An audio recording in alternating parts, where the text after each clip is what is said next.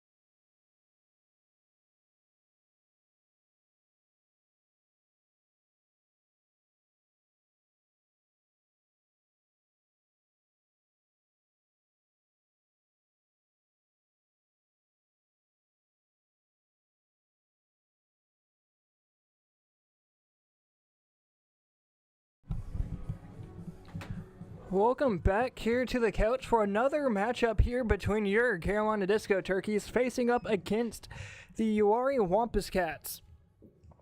These two teams have faced off quite a handful amount of time so far on the season. Most recently, dating back to Thursday, July 10th. That was down in Uwharrie. That was 5 days prior to the doubleheader that happened back here at the couch, where the Turkeys swept both games, hoping them to take a winning streak here into the last half of the season. Looking to get their first home game in the book since that July 5th game, that being the day after the Independence game with the post-game fireworks against the Hungry Mothers. As we look for the upcoming schedule coming to us after tonight, it's going to be back home again tomorrow against the Greensboro Yard Goats. That's going to be a little bit of a different style game than what you're used to. And then there's going to be two other home games after that. July 25th against the Uwharrie Wampus Cats, followed by the 26th against the Hungry Mothers. That July 26th game is going to be the Carolina Classic Fair night with post-game fireworks. Second time of the season having fireworks here at the Couch. Then there's going to be a postseason tournament back at Rich Park there at Mando Field on July 29th and August 1st and 2nd.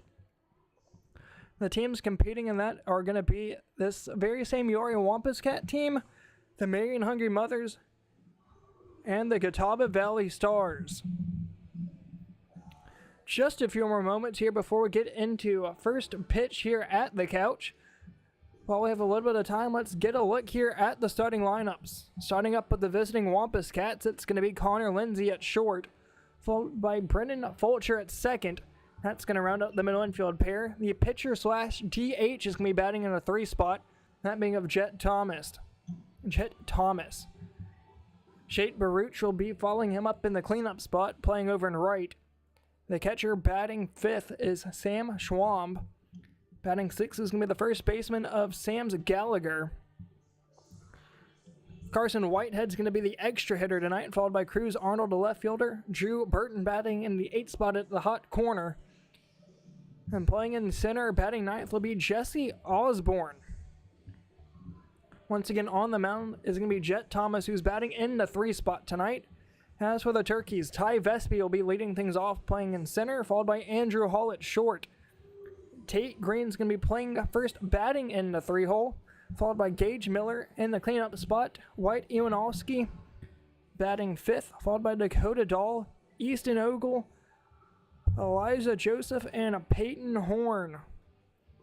All on the mound tonight, and that's going to be Frail setting to get things started here in just a handful of minutes. First pitch set for 6:30, as we're just about set for the national anthem here at the Couch. So let's take a quick break, and we'll be back here for the national anthem and then first pitch.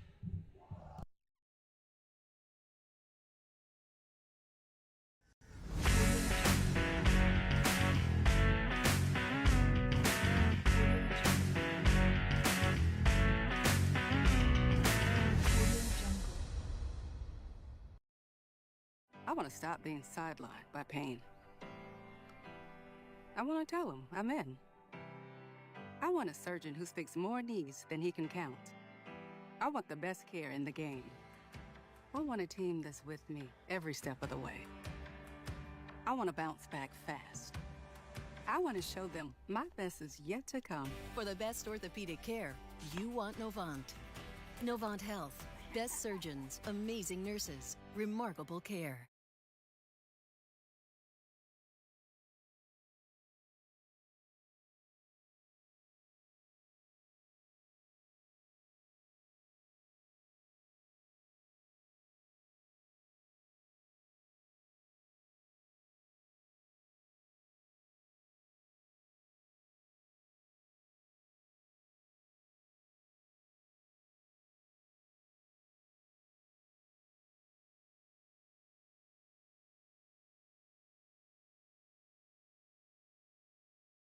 One people and one nation, the singing of our national anthem, performed this evening by Salem Reese from the Winston-Salem Theater Alliance. Oh, say, can you see by the dawn's early light what so proudly we hailed at the twilight's last gleaming, whose broad stripes and bright stars through the perilous fight o'er the ramparts we watched were so gallantly streaming, and the rockets' red glare anthems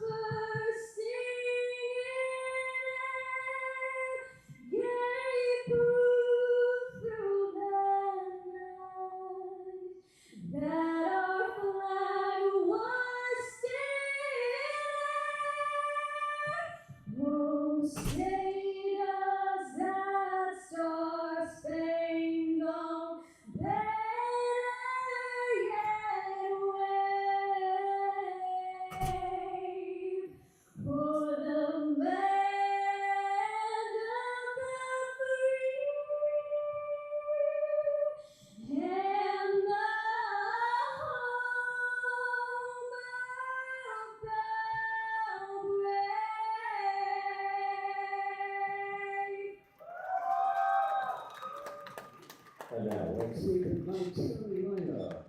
First, for the Wampus Cats, leading off at shortstop, number 8, Connor Lindsay. Batting second, playing second base, number 13, Brendan Fulcher. Batting third, the pitcher, number 34, Ted Thomas. Batting fourth, in right field, number 20, Chicago Root. Batting fifth, and catching, number 45, Sam Swan. Batting sixth, at first base, number 44. Batting seventh, the extra hitter, number 9, Carson Whitehead. Batting eighth in left field, number 39, Bruce Arnold. Batting ninth, playing third base, number 2, Drew Burton. And batting tenth, in center field, number 1, Jesse Osborne.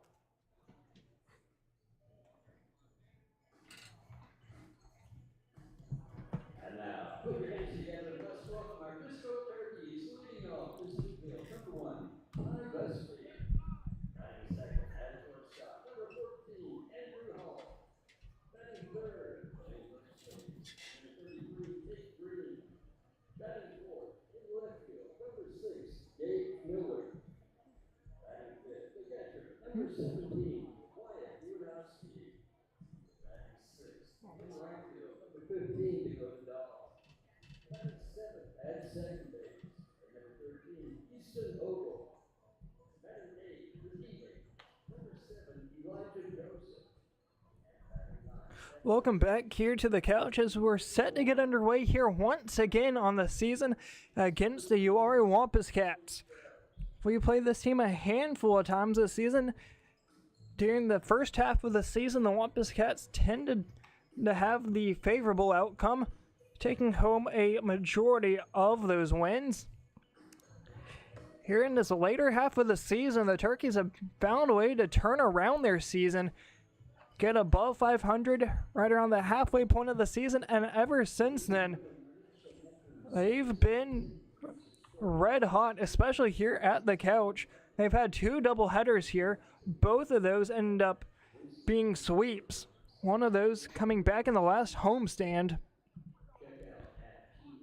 That was on, apologies here, that was on July 5th against the Wampus Cats. And then the other doubleheader was back on June 20th. That one was against the Marion Hungry Mothers, where the Turkeys took those 2 games, final scores of 10-1 and 9-3.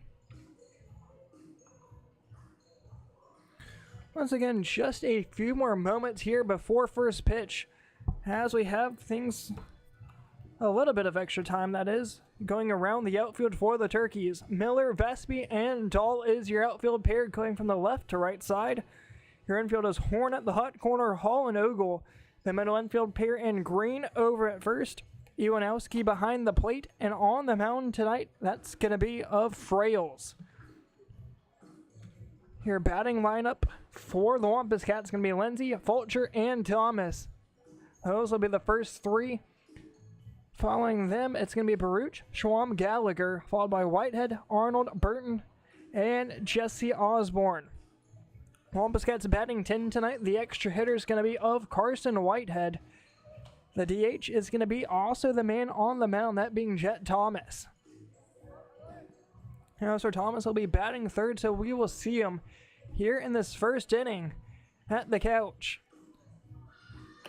Not a large crowd here at the couch tonight, as there was some rain in pregame with a lot of lightning around the area, where likely for us here it's gone away.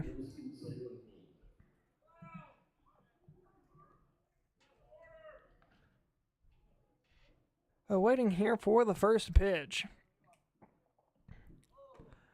Once again, there's a little bit of lightning and rain in the area before first pitch, so not a large crowd here tonight, but hopefully we will see some more people start to arrive as this game starts to go along. Once again here, set to lead things off, that's going to be Connor Lindsay, the shortstop. As we set to go underway here at the couch, once again, Frails on the mound. The hard-throwing left-hander set to get things underway here against the leadoff man of Lindsay. First pitch. Catches the top half of the zone. 0-1 from Frails. Lindsay playing all the way at the back end of the box, his right foot on the line. As the 0-1 gets away from Uwharrie, and that pitch missed outside regardless. Count evens 1-1. Fulcher, the man on deck, coming behind of home plate on top of the Demon Deacon logo to pick up that ball that got away from Uwharrie. The 1-1 outside once again, falling behind 2-1 after throwing a first pitch strike.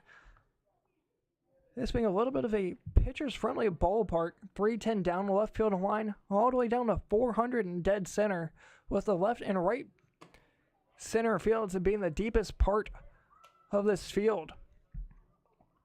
And 300 down that right field line. Two righties set to lead things off here for the Cats, that being Lindsay and Fulcher. The 3-1 offering upstairs started off with a strike, a called strike, followed by 4 straight balls will put a runner on base. Nobody out, and that's the leadoff man of Lindsay.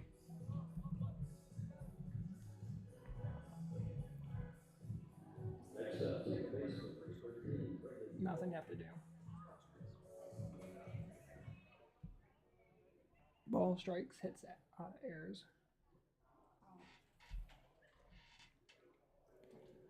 You're fine. Already working from the stretch. That's where Frailty's working on the left side of the rubber. Just a little bit of an added distance over the first if he does decide to pick off. Green holding him on. Lindsay with a decent size lead. Looks like he's going to be staying put. Indeed, so as that down gets away from Uwharrie as that bounce behind a Fulcher. As for Lindsay, he'll move up 90 feet.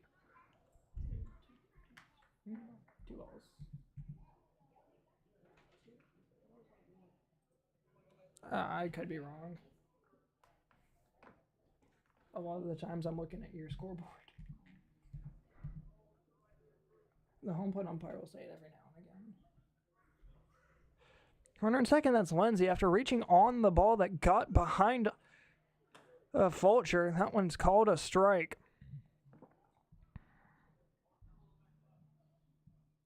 Nobody's doing game changer.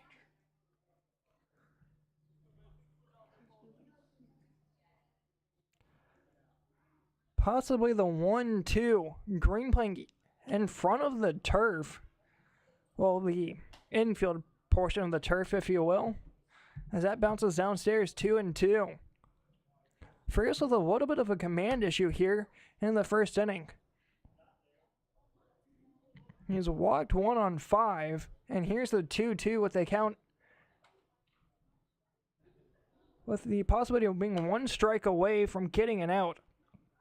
That's fouled straight back. We'll redo the 2-2 count.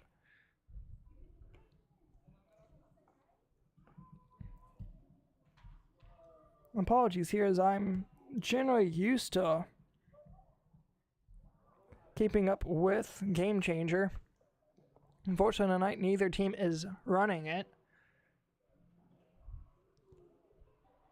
The 2-2 offering outside, that will put the count at full. Back-to-back batters that have gotten a 3-ball count. Lindsay on second reached on a walk. That being the leadoff man of the inning, advancing to second on a pass ball that went behind the back of Fulcher.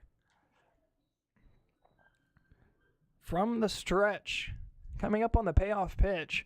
Fires it in, chopped right back up the middle. Going to be a play for the second baseman, Ogle. Backhanding up, firing over at the green stretch made by Green, able to hold on to the bag. But that will move over Lindsay to third. Able to get the out, but that would advance the runner 90 feet. Just able to get Fulcher out at first. As that will take us runner on third with 1 out. Green playing in once again with another right-hander up. That's been the man on the mound for the other squad of Jet Thomas.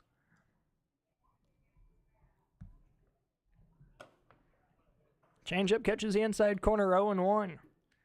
Second batter of the game. Rafaels has been able to get ahead. Baruch waits on deck, followed by Schwab. After Thomas gets pulled from the game, whether it's in the first inning or the 6th, he'll come in and be the DH. Shot right field, Dahl underneath of it. Lindsay gonna have a chance at the plate. Good throw. Dalso in time. Nails him out at the plate. Double play will end the inning. As Dakota Dolls dot to Iwanowski is able to put out Lindsay at the plate. The throw beat him by a mile. Wampus Cats trying to bring home the first run of the afternoon. Didn't happen there, as that will take us to the home half of the first, where the Disco Turkeys have some momentum here against the Cats.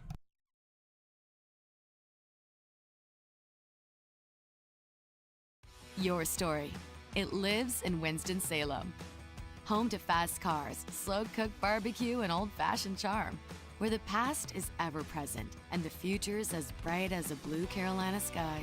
Your story is the story of Winston-Salem, told by the journalists who live it and love it. Whether it's breaking news in places no one else sees or capturing the natural beauty of our state.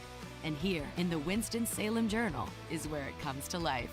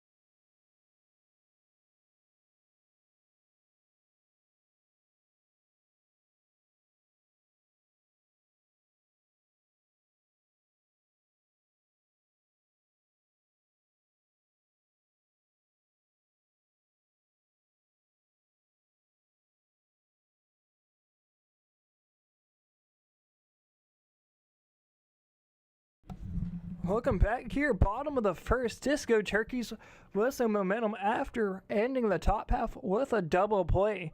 That being from Dahl to Iwanowski. Nailing the runner out at home as we're set to start here in the bottom half.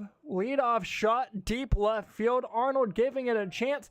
Out of room, off the NC Education Lottery sign. A leadoff home run for Ty Vespi. Puts the Turkeys on the board. 1-0 here on the solo shot.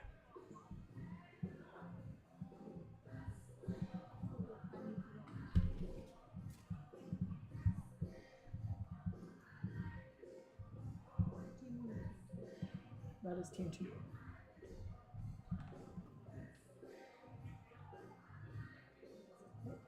Next up, shortstop, number 14, Andrew Hall.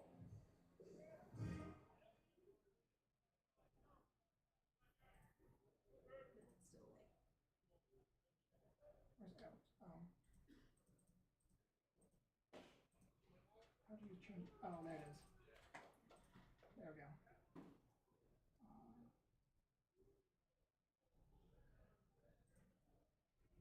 So after this half inning, go plus inning. I didn't know either.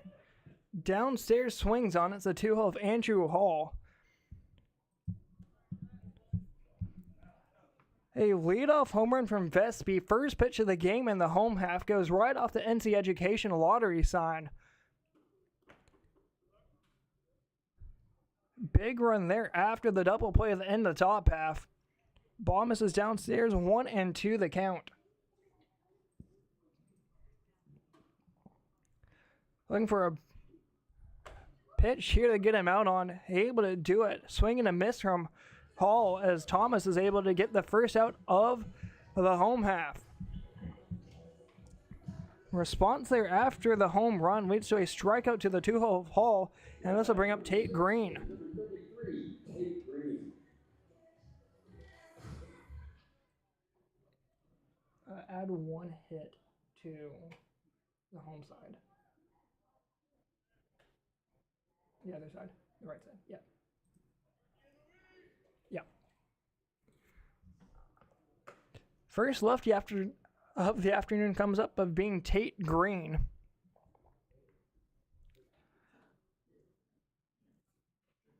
I have no idea. Setting up on the outside part of the plate, catches the zone. I thought that was about a ball outside, but able to work it back was Schwam. Doing a little bit of framework here in the home half of the first. Shot left field, that's going to go on foul ground. Down to his last strike here with an out. Just a batter goes a strikeout to Andrew Hall. Part of that was the leadoff home run from Ty Vespi. Swinging on the first pitch, sending it over left field wall. Swung at a pitch downstairs, blocked up by Schwam, has one play with it. Fires it over the Gallagher in time. Back-to-back strikeouts from Jet Thomas will bring up Gage Miller, the 4-hole. So after this out, press plus inning.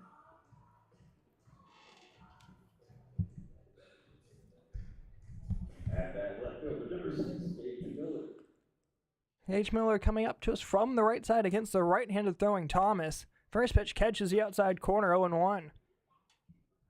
1 run on 1 hit so far, and that's been the only hit of the afternoon. Once again, that was a leadoff home run from Ty Vespi. Foul tip straight back, got a piece of Schwam. We'll take a slight delay here. The man on deck for the Turkeys wearing a different jersey, that being of White Ionowski. Wearing the powder blues. That was, yes.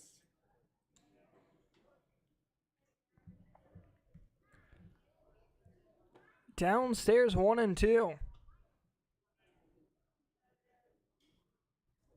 Indeed so, 1-2 the count to Miller. The inning so far, leadoff home run by Vespi, followed by back-to-back strikeouts to Hall and Green. Once again, small, decent-sized crowd here at the couch. It has slowly been growing since the sun's come out. Changeup misses low and out. That will even the count 2-2.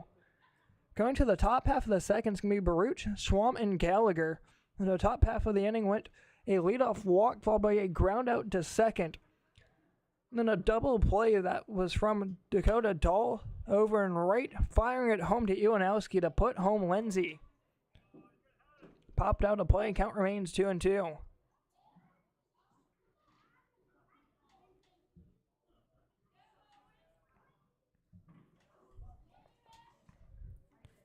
At the plate, still Miller trying to continue the inning. Only 1 base runner so far, and that was a leadoff home run. Right down the heart of the plate, sits him down looking. 3 strikeouts in the inning will end the home half of the first, though 1 run on a hit. That's from Ty Vespi. To the top of the second we go.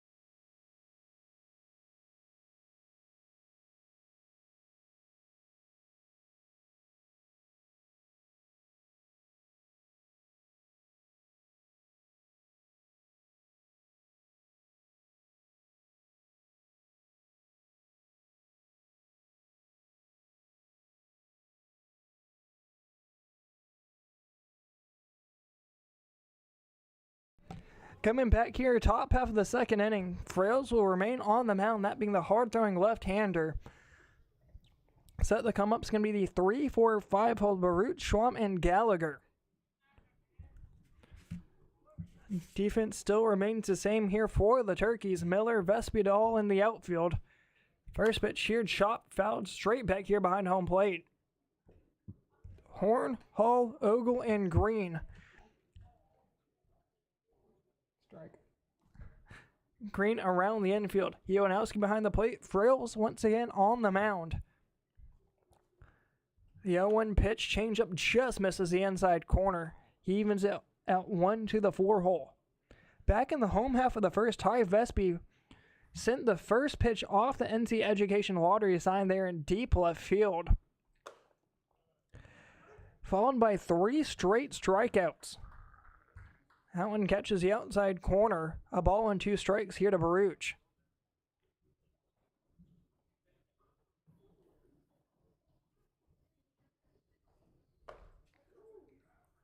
That one does hit the outside corner. A little bit of a delayed call here from the home plate umpire. Uwharrie sent it around regardless. Leadoff strikeout will go up against Baruch from Frails. This will bring up the 5 hole of Sam Schwam. Schwam being the catcher tonight for the Wampus Cats. As far as I'm aware, the Wampus Cats are batting 10, which I know that part's correct. As for the Turkeys, they're only batting 9, as the DH is Elijah Joseph. For the man on the mound, that being Frails, and there is no extra hitter. Unless Frails decides to hit for himself, batting 10th. I'm doubting that, but we'll see if anything comes up later, as once again, there's no extra hitter spot. The 1-1 swung on and missed, falling down the count 1-2. Leadoff man went down by a strikeout. That was Baruch. Frails trying to do the same thing to Schwam right now. 1-2 from the lefty, bounces down in the turf.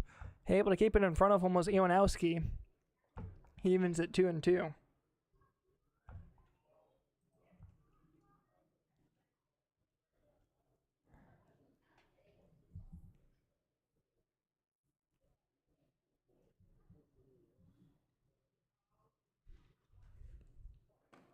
Down and in once again. Leads us to a full count. Gallagher waits on deck, followed by Whitehead. Negating a long inning, we will keep it only one time through the lineup here in the second inning. Through the home half of the second, that is, after the hit by pitch, I do believe. Regardless, it would have been ball 4 on the payoff pitch. We'll put a runner on first with an out. And Tito, a hit by pitch here with 1 out for Schwam. Will bring up Gallagher. Runner on, 1 out. The batter's first baseman, number 44, Seamus Gallagher.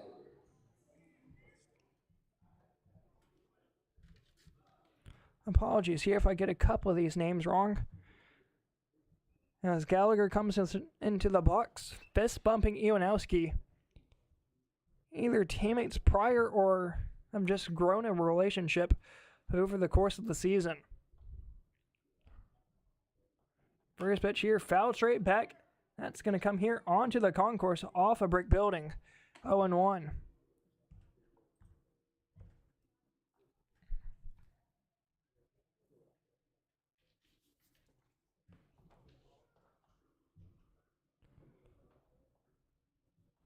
Gallagher, Whitehead are the two coming up. Gallagher at the dish, the 0-1. Up and out, Uwharrie thought about trying to backpick the green at first, and so to hold on to it. There was a little bit of rain here before first pitch. Luckily for us and the Turkeys, it's gone away, as we were in a slight weather delay, if you will, prior to first pitch. As that's chopped down the left field side, played by Horn, but home plate umpire called time immediately, saying it went off of Gallagher's foot.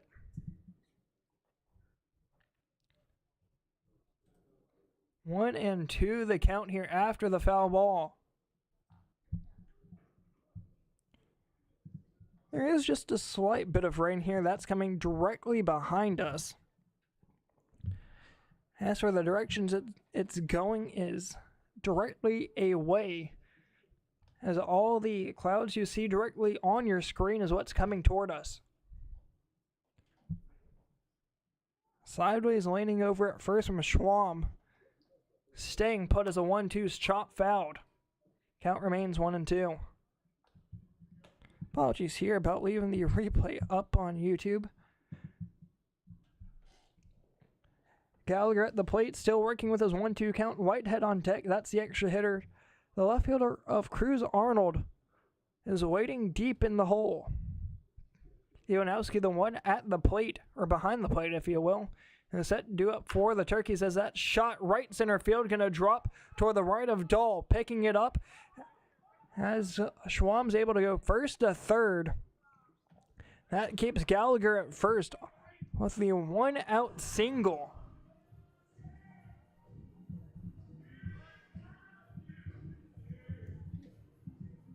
Yeah, for the visitors. Yeah.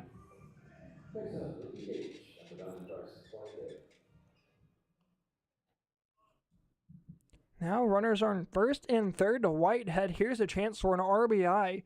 Any ball in play has a chance to bring him home, negating a double play, which the Turkeys have already turned to one so far tonight. That was from Dakota Dahl to Iwanowski. That retired to Lindsay at the plate. Runner on first is Gallagher after reaching on a single, followed by Schwam. That single to Gallagher was the first base hit of the night for the Wampus Cats. And as for the Turkeys, they have one so far in the night as well. That was a leadoff home run back in the first inning from Vespi. That was his third home run of the season here at the Couch. Changeup down the heart of the plate, called a strike, evens at 1-1.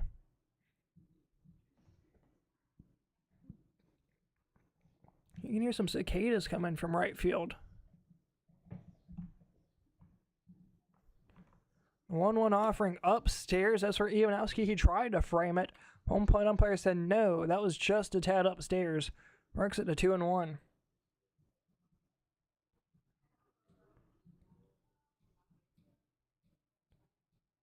First and third plays are a little tricky here with the left-handed throwing. Small lead over at first from Gallagher as the pitch to Whitehead misses upstairs. 3-1. The Turkeys with a slight 1-0 lead here in the second inning, but for the Wampus Cats, they have a chance to add on, or tied and add on some pressure, if you will, as that pitch is downstairs, ball 4. Iwanowski thought that was strike 2. So did Whitehead as he just stood there and waited for it. 2 free bases on the inning. Hit by pitch with an out, and here's a walk to Whitehead with still only 1 out in the inning. This will bring up the 8th hole of Cruz Arnold. As I was mentioning earlier on the season, earlier on the night that is, negating a long inning, we'd only see this Wampus Cats squad only come up once here through the second inning. That gets away from Iwanowski. Here comes Schwam. He'll take home easily as the runners will move up 90 feet. The 1-out walk comes across to score, making it 1-1 here in the second. Iwanowski not able to block it up, so a pass ball credited to him will tie this game up 1 apiece. Yep, that run button. Yeah. Yeah. A ball and no strikes here to Arnold. As for Gallagher, Whitehead, they move up 90 feet, standing on second and third. Infield now playing in Horn, Hull, Ogle, and Green. Hardy cut there, hits air, evens the count. Apologies, 2-1. Missing a pitch here. Trying to get the on-field scoreboard correct. Still a big at bat. Here's a 2-1 downstairs. Iwanowski able to keep it in front of him. So far, he's given up a pass ball that's resulted in 1 run coming across the score, that being Schwamp during this at bat. 1 run and a hit apiece from both sides. So far, no errors credited to either side. Downstairs blocked up. Regardless, it was ball 4. That will load the bases with nowhere to put them for Drew Burton, the 9-hole batter. The man waiting on deck now, that's Jesse Osborne. I played with him back a few seasons ago at Rockingham Community College. As for him, he did not bat in the 9-hole. As for us, we're batting 10 tonight, so obviously in a normal situation, there's not 10 batters that come up, so as for Jesse, he batted near the top half of the lineup. He's got speed, has got some pop. Not a batter you want to see come up here in the 2nd inning with only an out.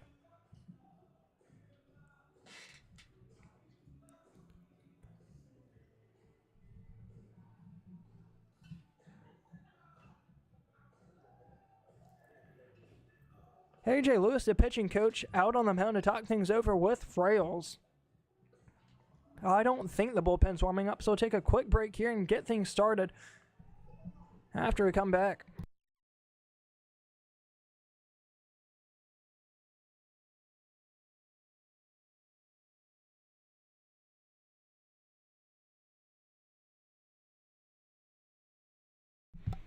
Welcome back here as we are still continuing here in the top half of the 2nd inning. Bases are loaded, nowhere to put them after back-to-back walks from Whitehead and Arnold. Upstairs, Ionowski not able to hold on to it. Ball number 1. Osborne on deck, the man that I was talking of just a few minutes ago, and then it will be the top of Lindsay, Fulcher, and Thomas. 1-0, catches the top half of the zone. As for Burton, he thought that was ball 2. 1-1.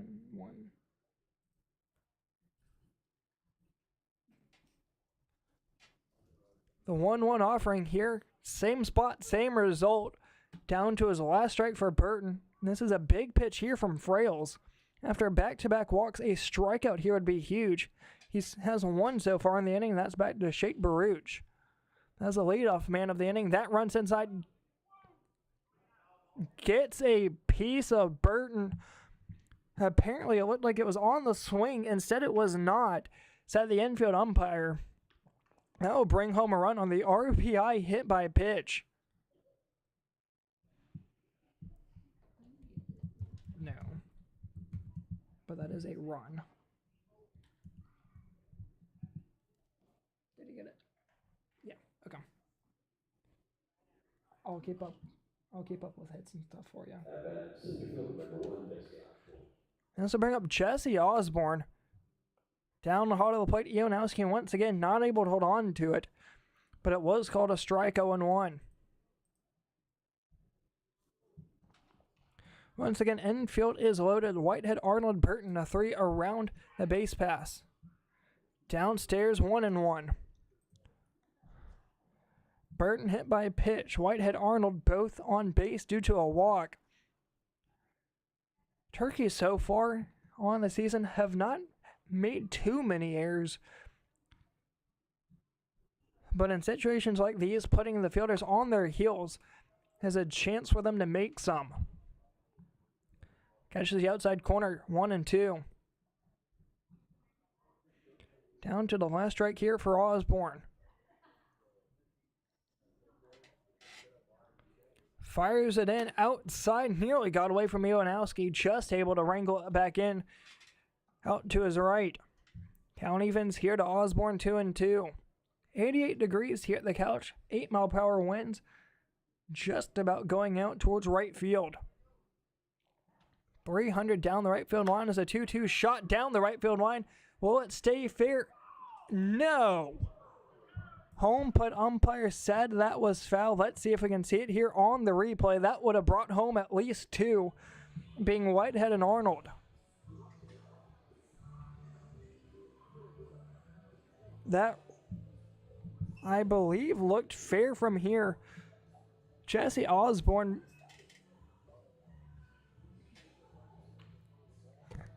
appeared to have maybe got robbed there. As for the Turkeys, they're lucky to keep it a 2-1 game. Has Schwab and Gallagher, 2 men that have come in. One on a pass ball and then one on a hit by pitch with bases loaded. Count evens. Here comes a 2-2. Up and out, full count. Nowhere to put him here is Frails, as I could only believe that if he walks one more, or if he hits one, that might be his last batter of the afternoon. The payoff pitch, fouled straight back into the netting, keeps his at bat alive as Osborne. Count remains 3-2. Iwanowski so nearly got away from Frails. It wasn't a matter there, as it was a dead ball. Corner infield playing in, middle infield playing back. Looking to get a double play here with bases loaded. The payoff pitch. Outside ball 4. Brings home a run, making it 3-1 here in the second inning. The last time these two teams played here at the Couch, it was a completely different script, where the Disco Turkeys were able to take both games with a fairly amount of ease. Unfortunately, here tonight it's 3-1 in favor of the Wampus Cats, while they've only had one hit. This will take us back to the top of the lineup, up for Lindsay. First pitch called a strike outside, 0-1. Negating a double play here, 9 batters will come up to the plate. Top of the first came to a close thanks to a double play. As here in the second, they're looking for another one. Ogle fires it to Hull. Trying to get it over the first, not able to hold on to it is Green, and that's going to bring home another one. Bringing home 2, that is. As Ogle is trying to get a double play, that being in a 4-6-3 variety, there's going to be a error on the throw. Once again, bringing home 2. Home error. At bat, second baseman, number 13, Brendan Fulcher. There was no hit on that. And that brought home 2. Okay. Just wanted to make sure. There's 1. That one gets away from Iwanowski, but staying at first is going to be, I believe, it of Connor Lindsay. Ball, yes. Can change runners, just the first. Shot on foul ground, trying to give it a chase, was Green. That's going to drop in foul ground. A ball and a strike.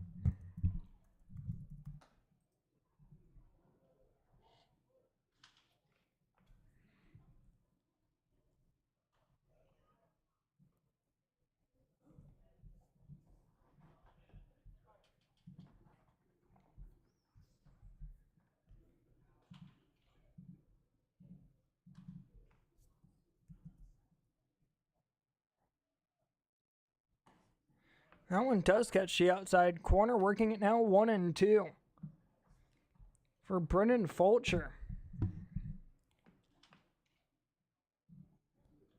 Apologies here, trying to figure out who's on first. I believe it's Connor Lindsay. Obviously, after reaching on the fielder's choice. There we go. Apologies. The 5 runners have scored as Schwam, Gallagher, Whitehead, Arnold, and Burton. Pitch misses outside, 2-2. All 5 of those runners scoring in a row, if you will. That came by a hit by pitch, single, walk, hit by pitch. Jesse Osborne reached on a walk. He got put out at second on the fielder's choice.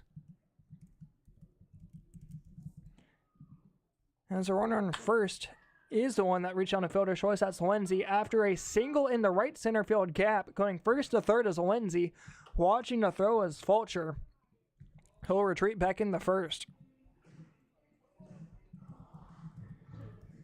Yep, 1 hit for the visitors. And clear the... Yep. Frail still remains out on the mound here. first and third now for Thomas. This is the 10th batter of the inning, still only with one out.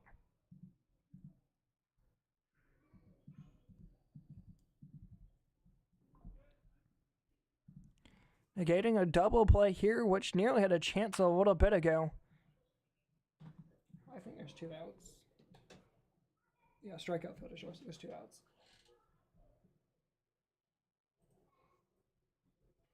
Sorry.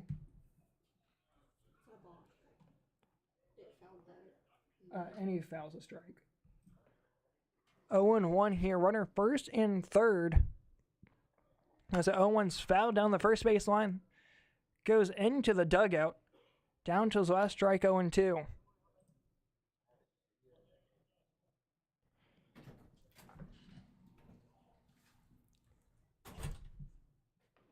Frill's trying to get out of this inning, so far giving up 5 runs. Had a pretty solid first inning. Unfortunately for Frales, he's once again given up 5 as that pitch misses downstairs. 1-2 the count. First and third, that being Lindsay on third, Brendan Fulcher on first. Lindsay reaching on a fielder's choice, Fulcher reaching on a single. Back a batter ago.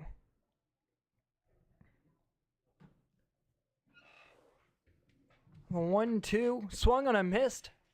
Able to tag him out was Ionowski. That will take us to the home half of the second. A 5-run second puts the score 5-1 in favor of the Cats.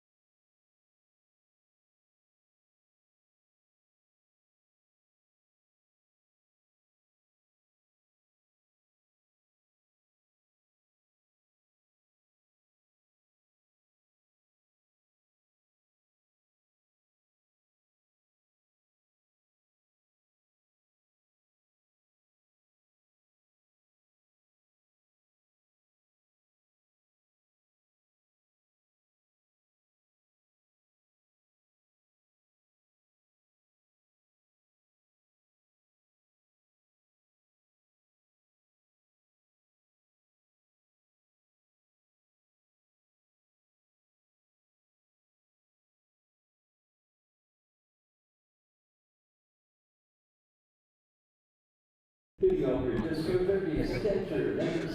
even hit that. Welcome back here in the home half of the second inning. A little bit of a rough second inning, giving up 5 runs. The Turkeys had a 1-run lead after the first, thanks to the solo shot from Ty Vespi. Since then, it's been all Cats.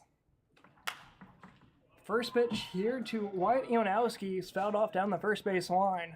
0-1. Just looking to add, and you know, I'm not one to point something out, but something's wrong with this picture here, and we're going to take a little 5-minute guess on what it could be. But that's a colorful jersey, ain't it? Yes. Luckily, I'm not the only one that noticed that Ionowski's wearing the wrong jersey. It could be good luck for the kid. You never know. You know, everyone's got their superstition. Some people, they don't wash their socks or their jersey if they're on a win streak. Other people, they decide to switch things up. He was involved in that double play that in the first inning. That throw from Dahl to Ionowski at the plate. Hey, kid's got an arm. That's all I got to say. I was a rocket. Cut down a run, keep it, well, at that point, a scoreless game. Yeah. But a tough inning on the last one, so. Thomas with a 3-strikeout first inning. Not going to happen here. Shot center field. Osborne right underneath of it. Thought that had a little bit more juice in it. Just a large center field as Osborne is able to retire him for out number 1 of the inning. Just frustrating. You can see him there shaking his head. He pieced it. Got a good barrel on it, good bat to ball, and just finds the glove. Trying to do what Vespi did to start things off in the first. Just to the deepest part of the ball field. Well, that boy should probably go to the gas station and get himself a lottery ticket. Bounced it straight off the education sign. So, you know, folks, go play. Raise some money for the education in North Carolina. And if you win, give us some. The turkeys, not us. We can always use the funding here. Swing and a miss there. 0-1 to Dakota Dahl, who was a part of that double play in the first. As they're batting 5-6 here in the Turkeys lineup. When's Vespi coming back around? I owe that boy a sub. I made a deal with him. If he went yard, I owed him a sheet sub. So Possibility of coming up here in the second. 4th batter from now. He's hit 3 home runs so far in the season, all 3 coming here at the couch. I'm still shocked he never hit one at Rich Park. I'm shocked none of the turkeys did. They all have good pop in them. Alongside that, nobody scored a single run for the Turkeys. Yeah. Definitely a big difference between the couch here and over at Rich Park. That's just what you call home field advantage. Swing and a miss there. Second out of the inning. Comes to a strikeout. 4th strikeout of the night from Jet Thomas. Kid's dealing. He's got himself in a groove. He's riding an angle. Shook himself off after the Vespi home run. And sat him down in row since. Ogle coming up to the dish. Batting 7th tonight for the Turkeys. Still looking to make it through the first time through the lineup. Grounded to third. Burton takes the 1 hop, fires it over the Gallagher in plenty of time. 3 up, 3 down through the second. 5-1 in favor of the Cats.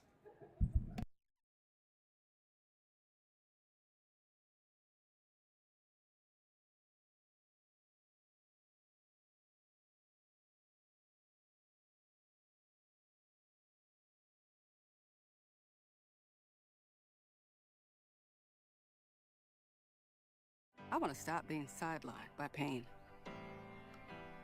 I want to tell him I'm in. I want a surgeon who speaks more knees than he can count. I want the best care in the game. I want a team that's with me every step of the way. I want to bounce back fast. I want to show them my best is yet to come. For the best orthopedic care, you want Novant. Novant Health. Best surgeons, amazing nurses, remarkable care.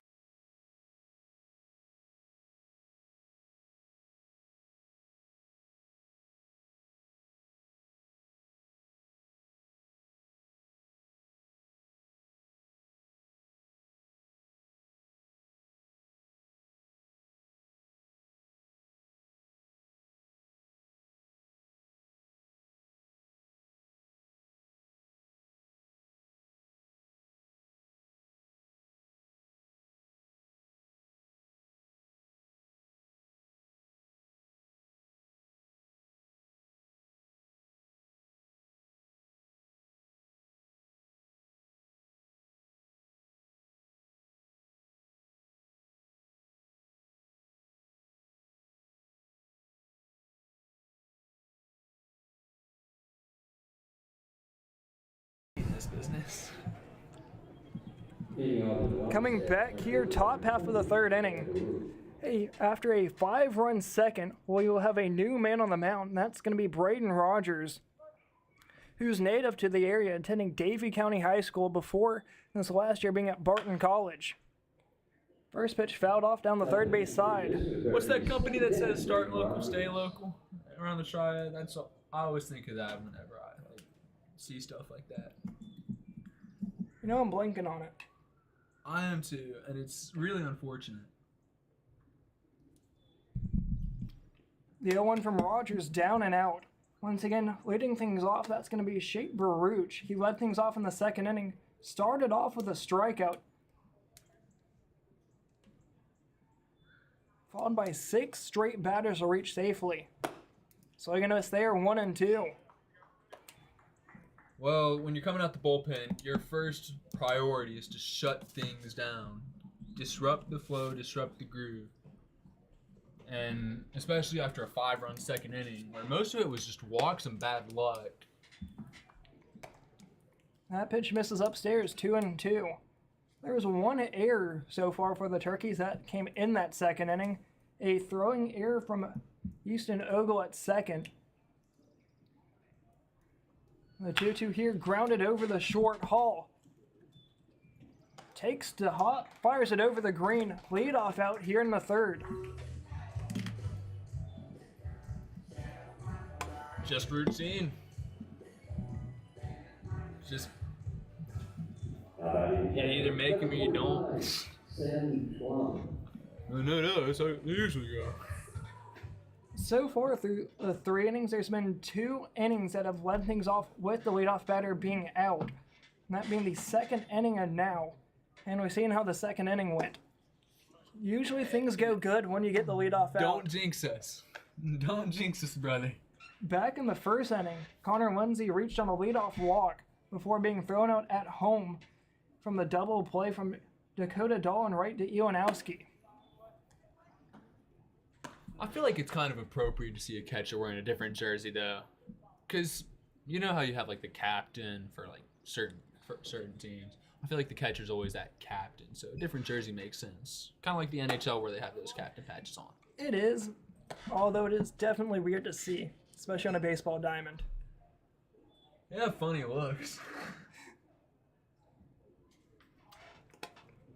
Rogers working from the stretch with nobody on, 2-1 to count. Allen catches the top half of the zone on Schwam. This home plate umpire has been calling the top half of the zone quite a lot so far through the first 2.5 innings. You ever think that makes a difference in the game? When it goes both ways, though? When it goes both ways, absolutely. But whenever it's one-sided and one team's getting frustrated by it, it could be a difference maker in their entire mindset for the rest of the game. Well, yeah, the bat's taken out your hands and whatnot. But with bigger zones, I don't even really feel like it speeds the game up. I just feel like it takes pitches away. Swinging a miss, pitch downstairs, gets away from Iwanowski, gonna have to hurry on the drop, third strike. Try to Jeter throw it over the green, just a tad late. Unfortunately, it had some good English on it, but that had a chance, but Iwanowski just not able to find it. Unfortunately, it puts a runner on first.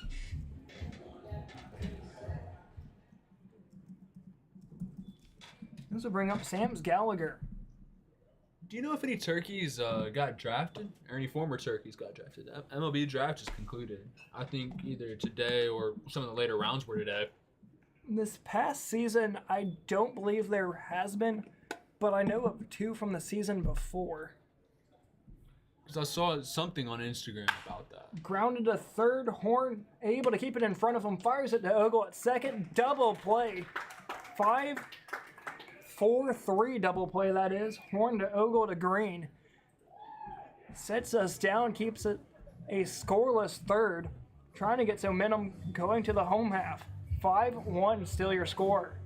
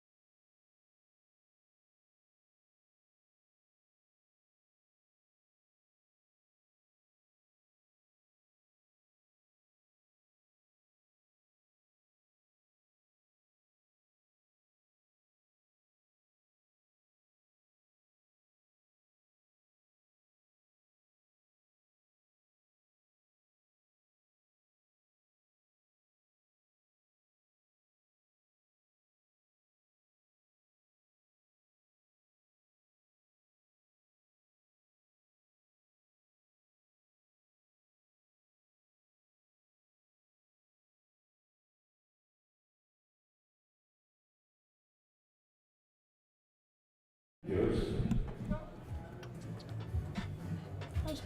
was close. Coming back here, home half of the third inning. Waiting for the ball to come back into the pitcher's mound after a throw in the center from Schwamb. And set to lead things off, that's going to be Elijah Joseph. So far, the only base runner for the Turkeys to have reached base. He's the leadoff man of Vespi, who is at leadoff home run. Since then, there's been 4 strikeouts, a flyout, and a groundout through 2 innings of work. Fastball catches the outside corner, 0-1 to Elijah Joseph, being the DH for the Turkeys tonight.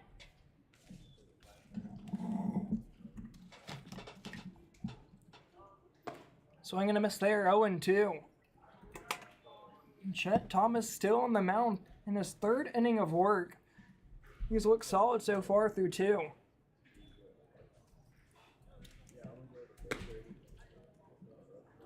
Doesn't get in a bite at the slider. Swung practically out of his shoes last time. Just a good idea. I hate stutters, man. That one swung on a missed.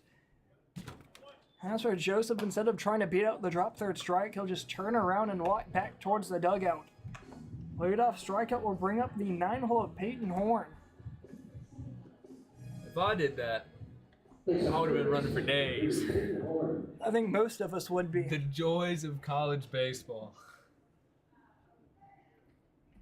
First pitch misses outside. And Horn's able to get ahead of the count. Man on deck, that's going to be Ty Vespi, who's a leadoff shot and the only hit so far for the Turkeys. Let's see if they can string something together, hopefully. Line shot, right center field. Giving it a chase is the right fielder of Baruch. Just able to make the running grab. I thought that had eyes for the turf. Excellent catch. That's frustrating. Tip your cap and take that trot back to the dugout. Frustrating. You know, when he homers in pairs. His 3 home runs so far here at the Couch have been in 2 games, to 1 tonight and 1 a couple of games ago. Once again, coming in the same game in back-to-back at-bats. Starting off here in a hitter's count, 1-0. You think he'll hit the spot? Always hit the one right next to it. 2-0 here. Go to the same area.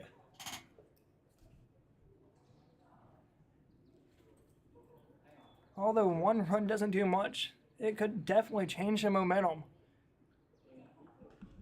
Well, you're never truly out of it, especially at this point. You're only down 4 runs. That's just one. That's a bases clearing double and a Q shot single. It is, but whenever you're here against a pitcher like Jet Thomas, who's been solid so far through his 2 innings of work, negating something going on here, 3 innings of work, trying to get a rally start, it's tough. We just got to chip away at momentum. And that double play that ended the top half of the 3rd looked like it would have given something for the Turkeys here so far in the home half, which Peyton Horn nearly got a shot in the right center field gap.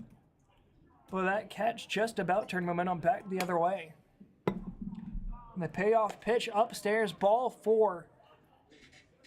A 2-out walk will bring up the 2-hole of Andrew Hall. That's the scariest thing in baseball. 2-out walks. You think, oh, it's a leadoff shot. No, leadoff shot, you're right back where you started. 2-out walks. It extends the inning. It makes you waver, makes you lengthen out how you're pitching. No good thing has ever come from a 2-out walk. Ty Vespi with a decent-sized lead over at first. He's going to try and take second on the first pitch. Throw is in time. In a sense, if you will, a 3-up, 3-down inning from the caught stealing as Schwam's able to fire it into second.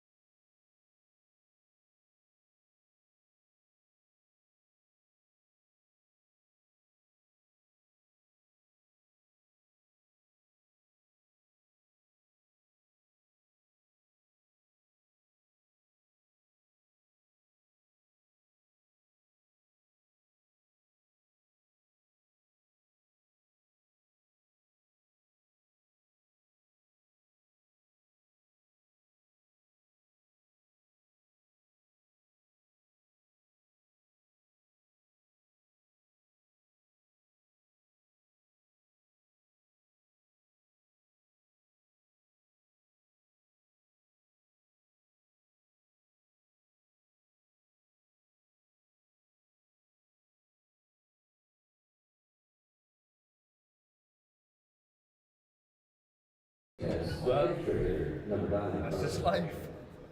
Coming back here, top of the 4th inning. Leading things off, that's going to be Carson Whitehead, the extra hitter. Back in the 2nd inning, he reached on a walk before coming in to score on a bases-loaded walk. Once again, new man on the mound this time around is Braden Rogers. Coming in his 2nd inning of work, back in the 3rd inning.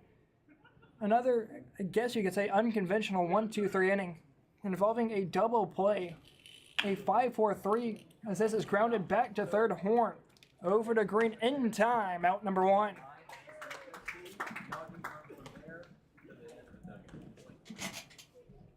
This will bring up with Cruz Arnold, the left fielder.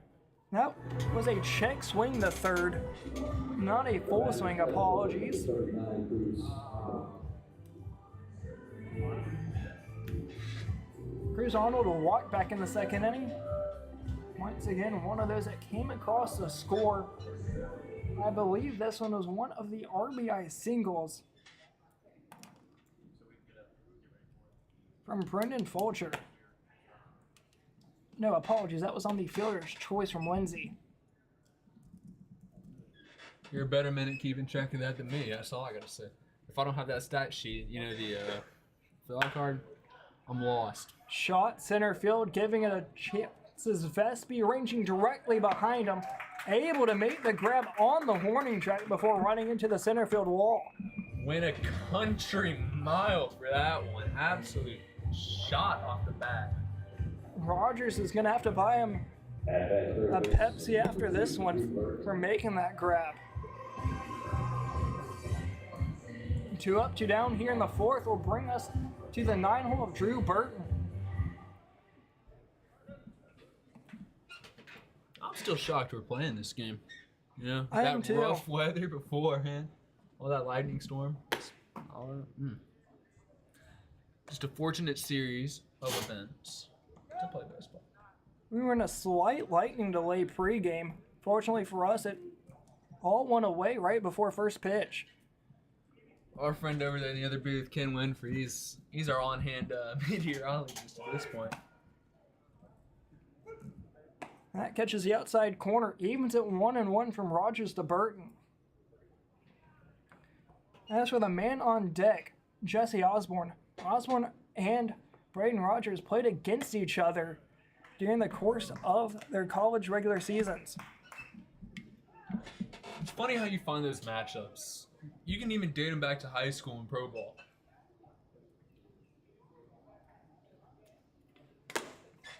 It wouldn't shock me if Braden Rogers played against him as well in high school, as Osborne's native to around this area as well, closer to the Charlotte area. But I know a lot of the schools around this area play teams anywhere between, their local schools up to about a 2-hour drive. No, they'll sometimes meet in the middle. Yeah. Because you have, I remember looking at Reagan's schedule. They played New Hanover, which is all the way out in Wilmington. That's imagine playing that at home. You wouldn't even go to school that day. I'd hope not. Full count here, 2 outs to Drew Burton. I think the furthest we ever played was a 3-hour drive on a bus. The payoff pitch chopped down the first base side. Green able to take the 2-hopper. Trying to beat him out. He will. 3 up, 3 down here in the 4th from Braden Rogers. So momentum we go. Set to lead things off is going to be Andrew Hall, Tate Green, and Gage Miller.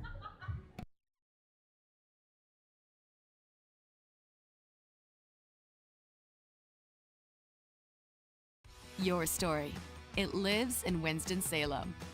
Home to fast cars, slow-cooked barbecue, and old-fashioned charm. Where the past is ever present and the future's as bright as a blue Carolina sky. Your story is the story of Winston-Salem, told by the journalists who live it and love it. Whether it's breaking news in places no one else sees or capturing the natural beauty of our state. And here in the Winston-Salem Journal is where it comes to life.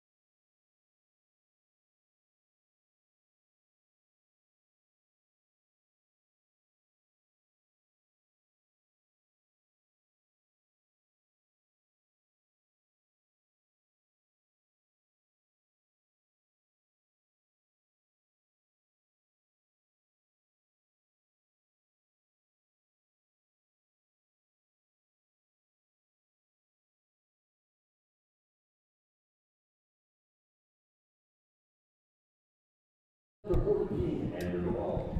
Coming back here, bottom of the fourth inning, set to lead things off is Andrew Hall. Here in his second at bat, he struck out back in the first inning. That was the first batter after Ty Vesby's solo shot that led things off, giving the Turkeys a 1-0 lead. Since then, it's all been Cats. Swinging a miss there, 0-1.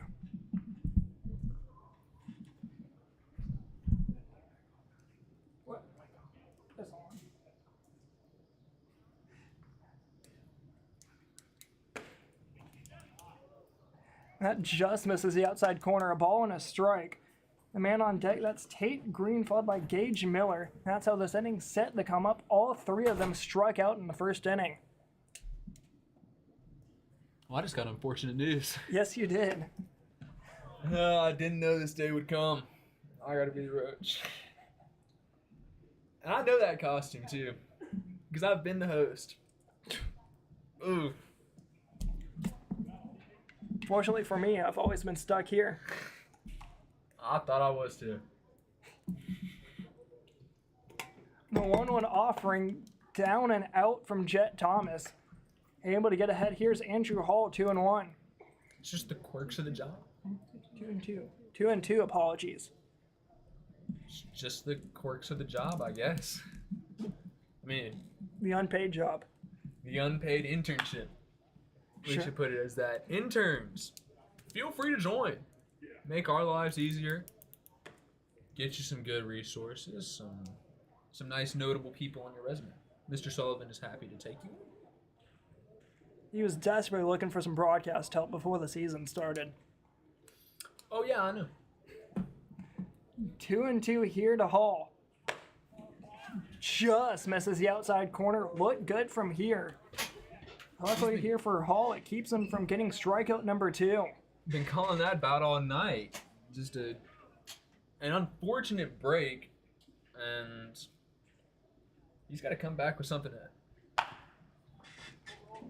Shot to second base, gonna have to hurry. Yes, for Fulcher, able to make the play in just about the last second. Swinging cue shot. Just, if he was bunting it, that'd be the perfect spot. It would have been just a little bit too hard. As Andrews Hall night falls at 0 for 2. Well, that's been an occurring theme for the Turkeys so far tonight. Just unfortunate circumstances. Still only one hit here in the fourth inning. And that was to the very first batter of the game. Not going to happen here. Right center field. Caught by a diving Osborne in center field. I spoke too soon. I mean, you can't make these things up. You just can't do it. You could write a story, and you still couldn't make that happen. 2 up, 2 down here in the fourth inning will bring us up to Gage Miller. Once again, one of the 3 strikeout victims of the first inning after the solo home run. Well, the way this night's turning out, he won't need to strike out at all. He'll just put it in play and it'll find leather. Turkeys with only 1 hit so far. No errors from the Wampus Cats as well either. Masterclass defense. Pops right back out of play, 1-1. Where's that man in the orange hat from the other night? Get him out there. Was it the orange hat or was it the orange shirt? I think it was the orange hat, and it was against the Wampus Cats. Good luck charm, baby. For us. Not for Uwharrie, not that game. Called strike 1-2. Swept in a doubleheader. I think their head-to-head matchup record's got to be like 4-2 for the Turks. It's very close. I know we swept the last doubleheader. As a 1-2 swung on a miss, caught by Schwab. A 1-2-3 inning will tie what Braden Rogers did in the top half. And this will send us to the top of the 5th. 5-1 in favor of the Cats.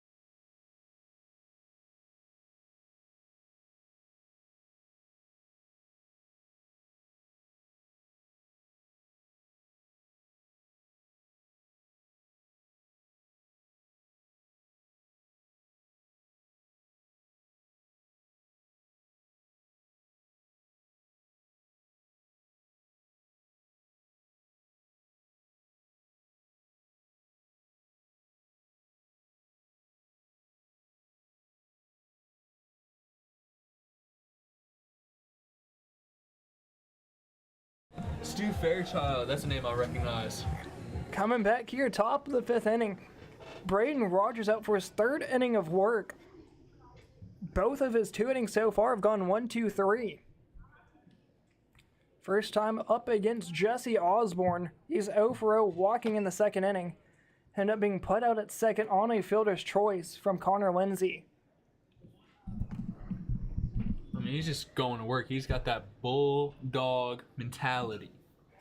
Getting in there saying, give me the rock. I don't care what the score is. I don't care what the lead is.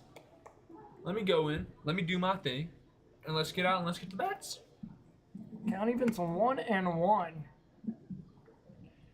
Braden Rogers working from the left side of the rubber. Same thing as Frails did. That being the starting pitcher. Must be a lefty thing wanting to work from that side of the rubber.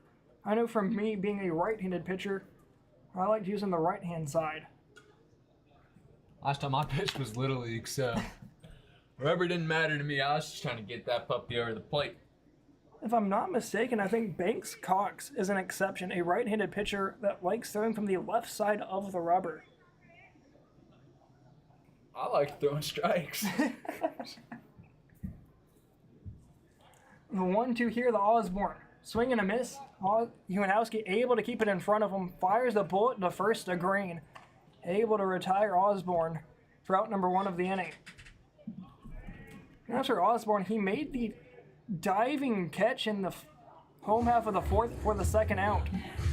But here in the 5th, Braden Rogers able to keep him off the bases. Can't have a dual threat run around like that. Able to take some away in the outfield and give some back on the base pass. Up to the top of the lineup we go. It's Connor Lindsay, 0 for 1, reaching on a fielder's choice, but bringing home 2 runs as that shot into right field. Dakota Dahl coming in on it. Able to make the grab, ranging out to his left. Out number 2 of the inning. He's just working.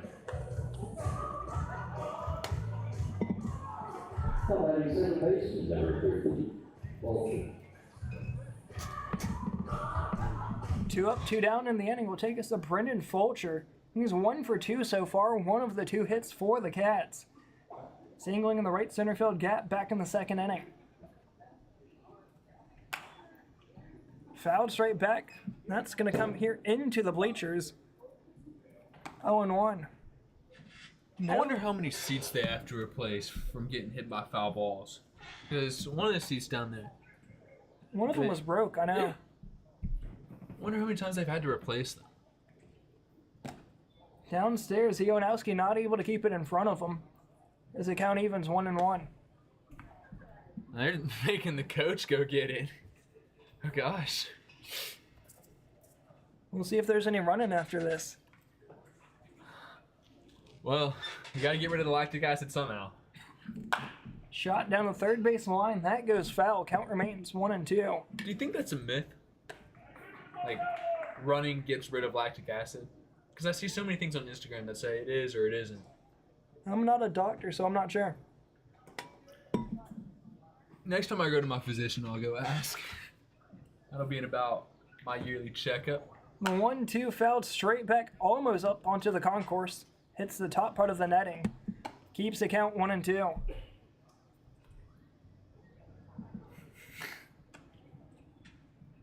So far for Fulcher, once again, 1 for 2. He singled back in the 2nd inning. This has been his first at-bat since. He ended up being stranded on second after a strikeout to Thomas. Pitch downstairs, 2-2.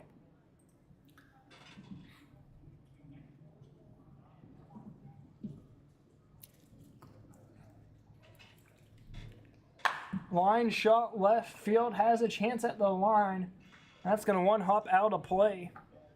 One within a Walmart of that one. Goodness. Prior to the shot from Vespi, that may have been the hardest hit ball of the afternoon. I don't know. Vespi's didn't really look all that hard hit. Just kind of floated up there. I was wondering if it was going to sneak out or not. Backhanded shot to second. Ogle makes the throw over the green. And just like that, Braden Rogers has his third 1-2-3 inning in a row. 5-1's your score going to the home half.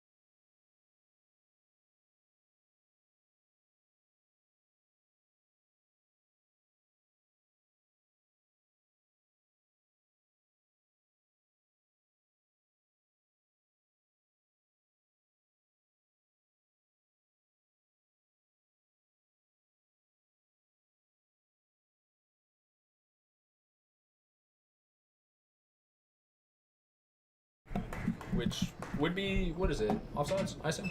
Icing, yeah. Coming back here, home half of the fifth. There's only 2 half innings where either team scored, that being the home half of the first from Ty Vespi, and then the dreaded second. I'm not going to get into it, but Wyatt Iwanowski set to lead things off wearing the blue jersey. PTSD's coming back in. Howdy down the count 0-2. 6 base runners reached safely in a row in the top half of the second. Ain't nothing good comes from that. Only 1 base hit in that as well. Downstairs 1-2. And that's what kills you. You can't give up free outs. Negating that second inning, the Turkeys would be up 1-0 at this point. Well, I hate to break it to you, but We can't do that. that number 1 and number 2. You know, every time a team scores more runs, they win. That is indeed how it works. The hits don't matter, which, even in this point, the Wampus Cats have more hits. Winning on all aspects of the field, leather especially. But a wise man once told me, his name was Jacob Boyles. He said, every great comeback starts from behind. Indeed so. And I thought it was the wisest piece of philosophy there was, until I realized, Shot center field, that's going to drop in front of Osborne. He won't try and go after that one. A leadoff single here from Iwanowski. As for Jet Thomas, he had been perfect since the leadoff home run in the first inning. It's gone 3 up, 3 down since that home run. well, It takes 1 pitch. it takes that one pitch. And you know, That was something we were talking about our last game here. you can feel the crowd start to get into it too, you know? That little pop, the little energy. Hear him talking more. Get the momentum your way. The second you feel like the crowd's on your side, you're playing with house money. Especially with a crowd this small. Due to the rain that happened pre-game, it has slowly started to grow since the start of the game, but it started out fairly small. That's not able to be kept in front of Schwam. Advancing to second, Iwanowski. Something cooking here. Something cooking.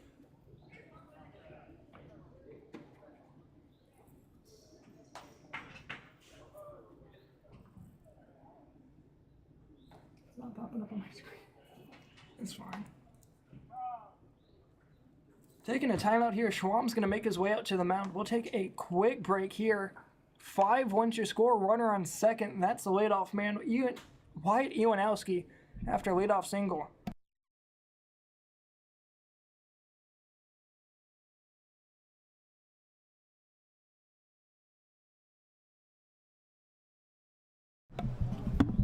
Welcome back here. Apologies for the slight delay. Man at the plate now, Dakota Dahl. Runner on second, 1-1 the count to him, no men out. Outside 2-1. Just playing yo-yo at second base there with the push on the pull. I still never understood it. I never understood the yo-yo of shortstop at second base. I know it's like to have someone back there for a pickoff, but still. Downstairs 3-1 to Dakota Dahl. One of the things that I never understood, especially for your second baseman, is when they start clapping behind the back. I've always been taught that you want to be as quiet as possible so they don't know you're back there. I always took a look. Probably because I was terrified of getting picked off, but you know. A 5-pitch walk here, Dakota Dahl will bring up Easton Ogle. Runners first and second, no men out. But then again, we'd always run trick plays. I remember one of my favorite was Greyhound at ground at third, Rapid on second. Then you got the old tap play or cut in front. You know, just anything to get the runner's eyes off the pitcher. Easton Ogle now coming up. He's 0 for 1, grounding out to third, back in the second. Outside trying to backpick the first, goes in the right field. Advancing to third, Iwanowski after that aired throw from the catcher. Yeah, there's an error. The visiting team. Was that interference on the first baseman? Kind of looked like he got in the way there. I believe it would have been interference if Dakota Dahl tried to take off for second. I don't believe he tried to make an effort to go towards second. That's where you gotta have a baseball IQ and be smart there. But now this sets up the first and third with nobody out. Hence foul tip straight back. Well, obviously second and third is better than first and third, but I'd still, as a hitter, rather first and third in a scenario. With first and third trying to take that stolen base at second, if the throw from Schwam goes into center field, there's a run on. If he throws it in general, it's that aspect of, hey, runner's there. Second and third, the pressure's kind of off. You have that base open when there's a runner at first, even though you still have second base open. It still feels very, very closed. Defensively, this also does leave the chance for a double play. But with no outs, that run still scores. For the Turkeys, not something they're wanting, but for the Cats, it gives them a chance to get 2 outs, only giving up 1 run. And as for the Turkeys, they've had 2 double plays so far tonight, one being a 5-4-3 double play and one being a 9-2 double play.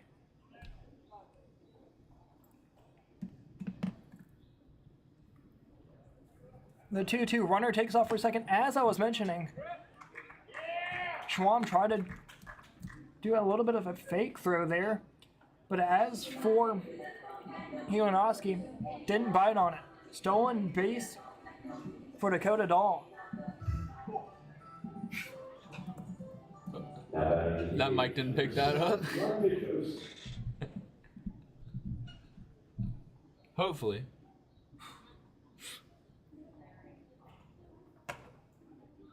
Ooh. Is Ogle still up? No. He struck out. Yes.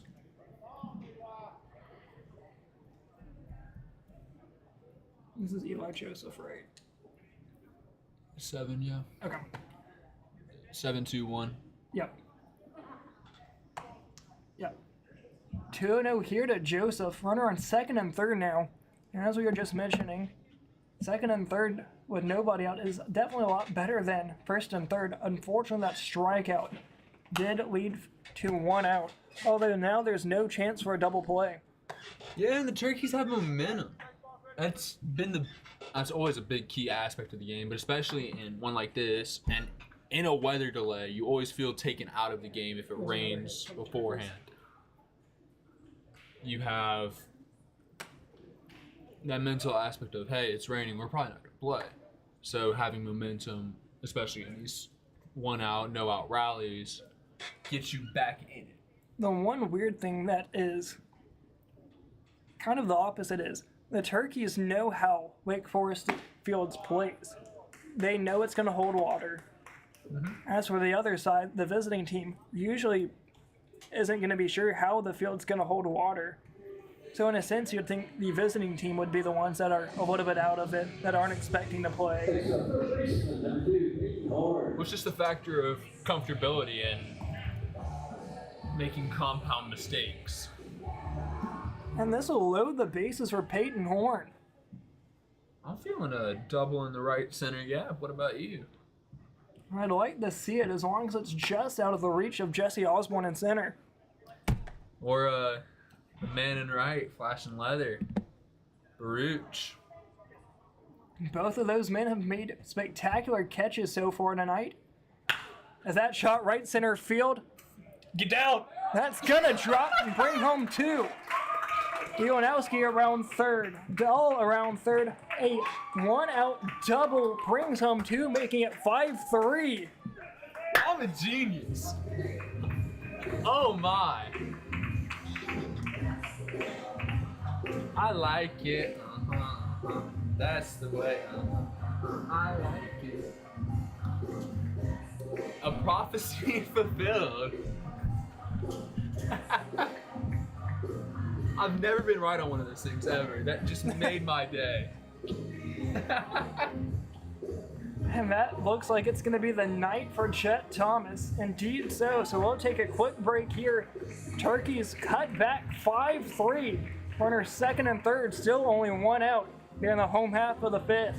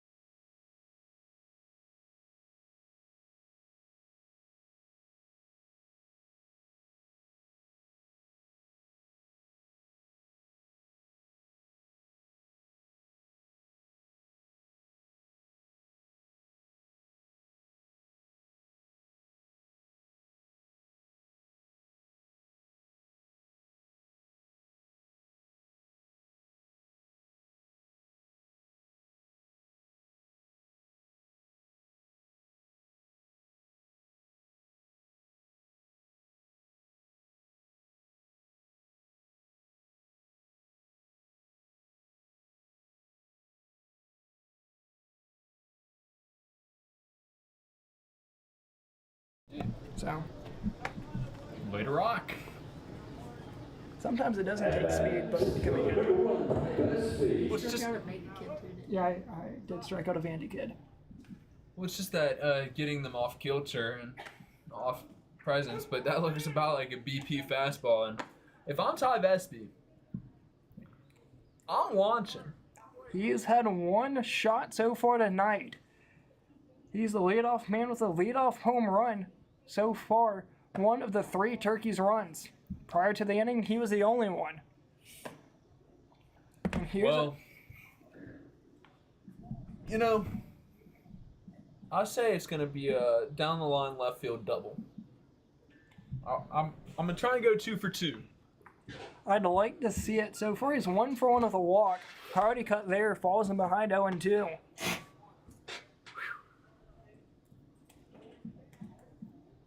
Just gotta sit back and be patient.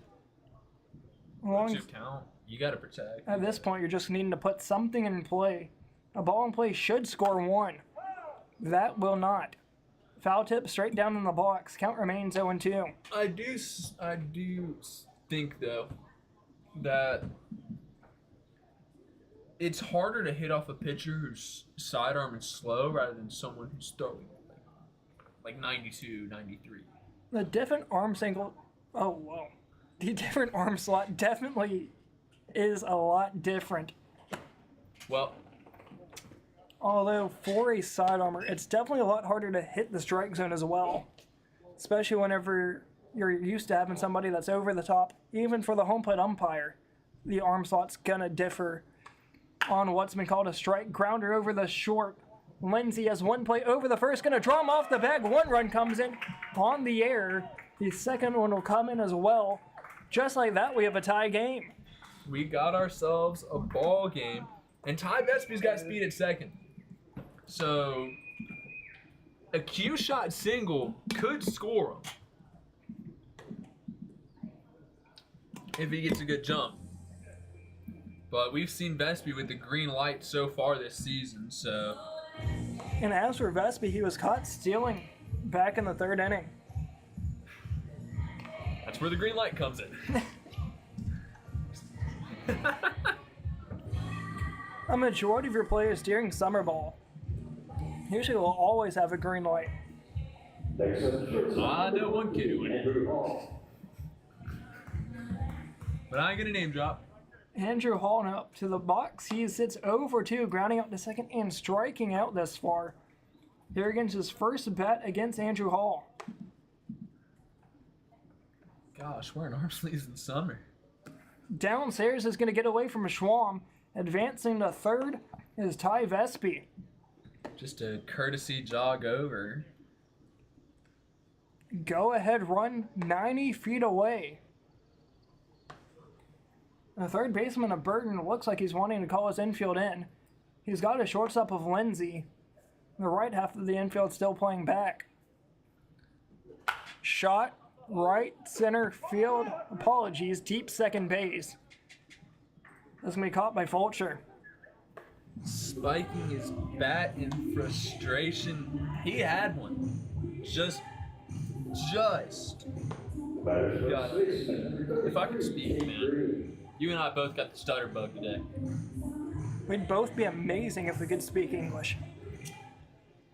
Well, am I switched to Spanish? You never know. Eighth batter of the inning, Tate Green, after a 4-run fifth inning, still has a chance runner 90 feet away as that's grounded over the short. Lindsay trying to make up for his previous error. Indeed, he will. Fires a bullet over to Gallagher at first. That will leave Ty Vespi stranded on third. But the Turkeys come back 5-5 going to the 6th.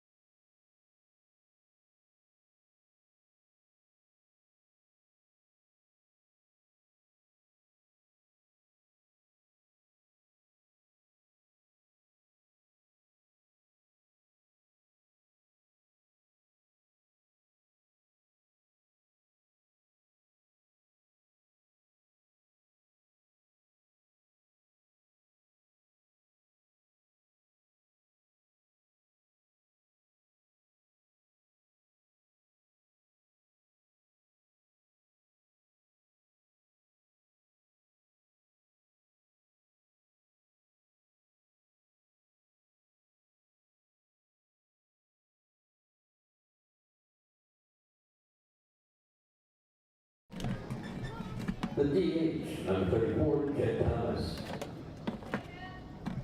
Coming back here in the 6th inning, set to lead things off, was the starting pitcher of Jet Thomas. So far in the night, he's 0 for 2, flying out to right and striking out. He's got to give himself some help here. As for Braden Rogers coming out for his 4th inning of work. Trying to avoid the curse here, but he's gone up, 3 up, 3 down in his previous 3 innings.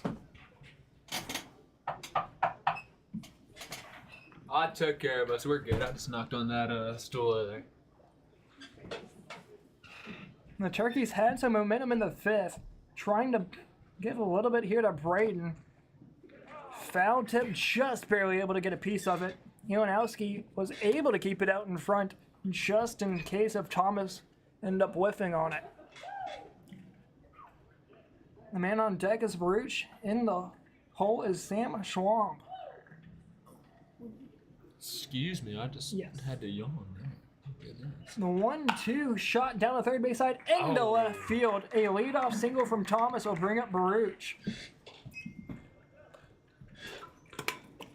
Perfect spot and a perfect single, really. Can't plan that much better through the old 5-6 hole.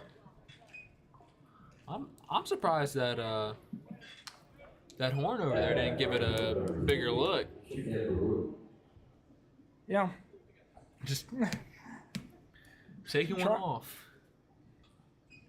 No offense to Horn if he goes back and listens to these things. Please, I have a family. Don't find me. First pitch called a strike here to Baruch. He's 0 for 2 as well, striking out and grounding out. What won't happen here is that singled in right field in front of Dakota Dahl. They'll get it in quickly to, Hall at short. Back-to-back singles will start things off in the top of the 6th. It looks like we're going to have ourselves a barn burner here. And trading blows. Turkeys were able to find a way and tie it up at 5 back in the 5th. There should be another hit for the visitors. Yeah, just one. At the catcher, number 45, Sam Schwam. Sam Schwam now up. First pitch called a strike 0-1. They're not out of it, though. He was hit by a pitch back in the 2nd and reached on a drop third strike in the 3rd inning. Oh. Pitch to do some damage with. And Schwam just lets that one go right down the pipe. Got away with one there. Oh, my. That's going to come back to haunt him. That's going to be a regret. Upstairs. That will even it 1 apiece. 1 and 2, that is. Apologies. Gosh, we got our counts all wrong today, man. It's got to be the rain. Yes. I blame the for rain. sure. 1-2, just missing the inside corner. Schwam never lifted his bat off his shoulder. Count evens 2-2. Runners Rain first didn't and affect second. the players. Rain affects us. Goodness. Shot down the third base side. Will that stay fair? It will not. Horn just playing that on the foul side of third base. Just didn't get the skip you wanted. That skips over the bag. That's trouble because Horn's not going to get back in time to get third. And the odds of him getting across the body and making that play at first is The only good thing if that would have stayed fair is that would have been an easy backhand right at the bag, going third to first. But more than likely, it would have at least got the force out at third. I don't know. He was pretty far off it when he started to field it, and getting your momentum back when that runner's barreling. It would have been a bang-bang play at least. Regardless, here able to get the swing and miss from Schwam. That's his first strikeout of the night, giving Braden Rogers his 4th strikeout. Apologies, his first strikeout of this outing. We got a little bit of an electrical malfunction. Lights in left and left center are. The lights in left did go out, along with parts of the ones in right. Well, we got to play hurry up baseball then. I don't think you can have that happen. This game's been moving along, so we might be lucky enough, but I remember we were about to play Pine Lake Pret, and our transformer exploded. Whew. We were out there on the field warming up. Lights start flickering and pulsing. You can hear like that buzz, and then you look over through the tree line into the soccer field. This is at Fort Bush High School, of course. So the pine trees up along right field. You look through and you just see a flash of blue light. Everything goes black, and people were in the middle of their warm-up throws. I duck and cover. I'm on the ground. I ain't trying to get hit. That game unfortunately got delayed, and then one of the wilder things has happened though. Shot into left field, 3 singles in the inning will load the bases as Thomas will remain on third. Not gonna test the arm. They found out in the first inning, and they're scared to find out again. This will bring up of Carson Whitehead. Grounded out the third and the fourth, walked in the second. So he sits 0 for 1 thus far. As for Braden Rogers, he's looking to make it 0 for 2. Well, just a double play and you're out of this. So roll her up there, man. 1 pitch away as that pitch misses upstairs. But he's a contact pitcher though, so he's really in his element. Rogers does have 1 double play so far. That's back in the 3rd inning. A 5-4-3. And that's set up here once again. Downstairs 2-0. There is no place to put him. Gonna need to find a way and claw his way back into the count here. You gotta attack, and it's gonna be scary though. You can't put one right down it, or just throw her up there into outer space. Upstairs 3-0. There's no place to put him. And as you were mentioning, he is a contact pitcher. He only has 1 strikeout so far this outing. A 3-0 down the heart of the plate, able to work it back now, 3-1. Just claw your way back. As for Rogers, he has also yet to walk anybody. This is not a time or place for his first. Gosh, man, you're really gonna make me knock on that stool. Shot in the left field once again in the left. That will bring home 1 as the runners will move up 90 feet. Jet Thomas with the leadoff single, able to come in on the RBI single from Whitehead. Just hit it too hard, really. If it any slower, and that's 2 runs in. 4 singles alone in the inning. Just gotta keep your foot on the gas. Well, if you're the Wampus Cats, we obviously don't want that. The Turkeys needing to find a way to get out of this inning. They scored 4 runs in the 5th, which did tie it up at 5 apiece. And they had a lot of momentum coming here into the 6th with Braden Rogers on the mound, going 3 innings, going 3 up, 3 down. Obviously has not happened here in his 4th inning of work. Well, the managerial task now is, do we pull him? Because you don't want to bring a reliever in with the bases loaded. He hasn't been walking anybody, which was Frail's option, his demise, if you will, as that shot into right field. Another single will bring home another run. I think you got to have a leash at some point. Can't let it go from bad to worse. Back to a 2-run lead here for the Cats. And A.J. Lewis, the pitching coach, making his way out to the mound. So we'll take a quick timeout here. Bases loaded, 1 out. 7-5 in favor of the Cats.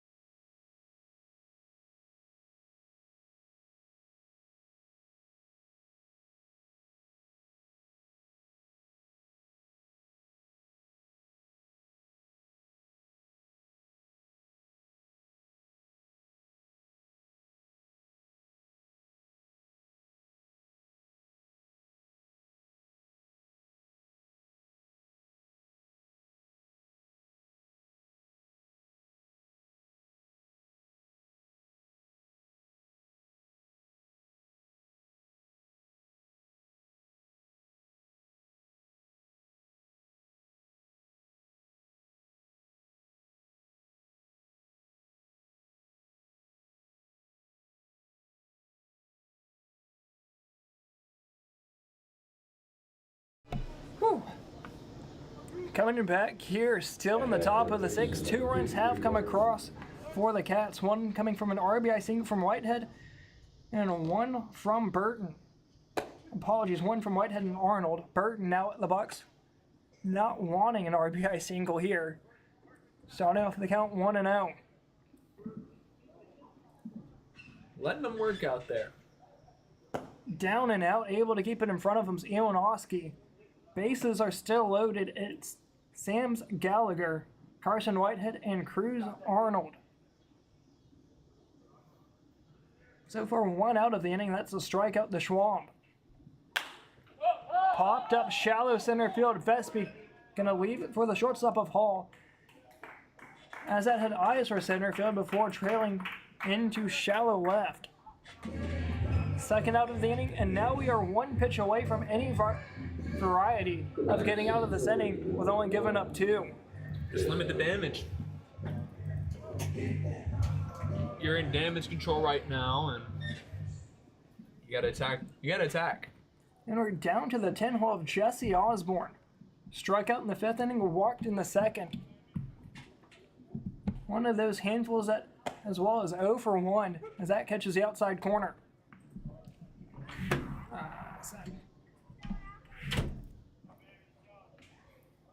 I didn't know those moved. I'll be honest. The 0-1 shot left field, Miller underneath of it.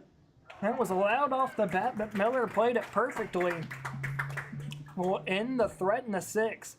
The Cats take a 2-run lead, 7-5 going to the bottom of the 6th.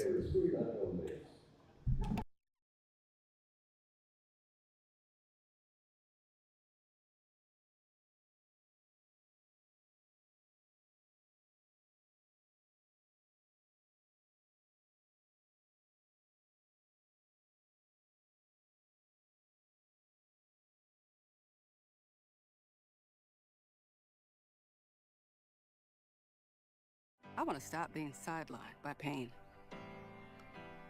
I want to tell him I'm in. I want a surgeon who speaks more knees than he can count. I want the best care in the game. I want a team that's with me every step of the way. I want to bounce back fast. I want to show them my best is yet to come. For the best orthopedic care, you want Novant. Novant Health. Best surgeons, amazing nurses, remarkable care.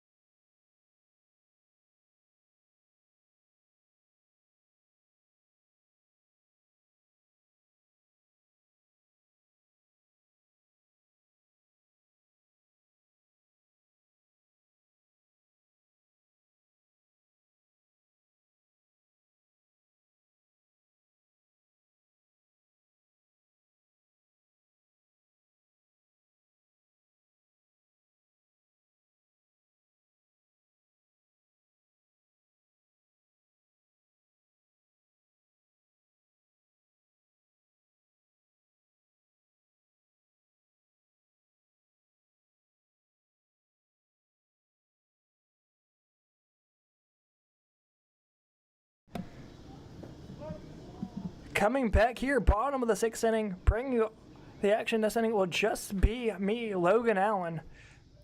As color commentator is going to have to go prepare to be the Roach tonight in the Coach versus Roach.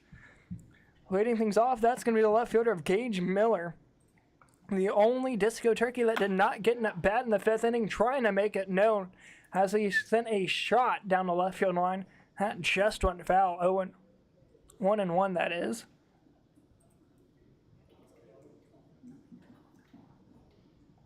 It'll be busy. 1-1 the count here once again. The man on the mound, that is Holcomb, taking over for Jet Thomas. Jet Thomas is still going to be the DH for the Wampus Cats, as he was listed in the starting lineup as a pitcher/DH. Pitch here, shot down the left field line, goes foul. Count falls to 1-2.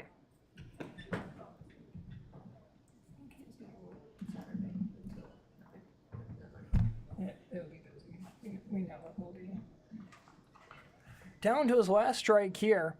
Went 1-2-3 for the Turkeys after the solo shot from Vespi, as it was 3 straight strikeouts, followed by 3 straight innings of 3 up, 3 down work, before the Turkeys took some advantage in the 5th inning. Little bloop shot is going to be caught by the second baseman of Fulcher.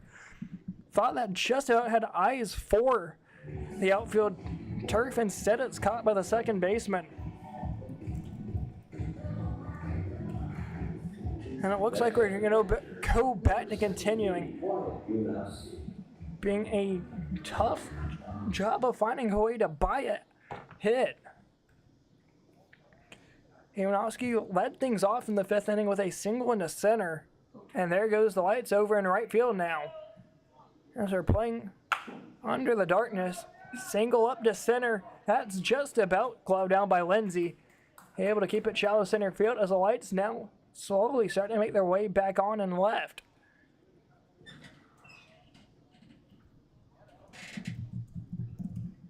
We are under the lights here. Well, not under the lights. We are under the little bit of sunlight that we have left. Sun's set here for just the next couple minutes. The last few home games we had here at the couch, the main problem that we had was a scoreboard going out. But tonight it's the Lights, and indeed so home plate umpire making his way out. Looks like we're going to have a delay in the game with the Lights. So we will take a quick break here, runner on first with one out, as Uwharrie was able to single, making himself 2 for 3 on the night. 2 singles into center field.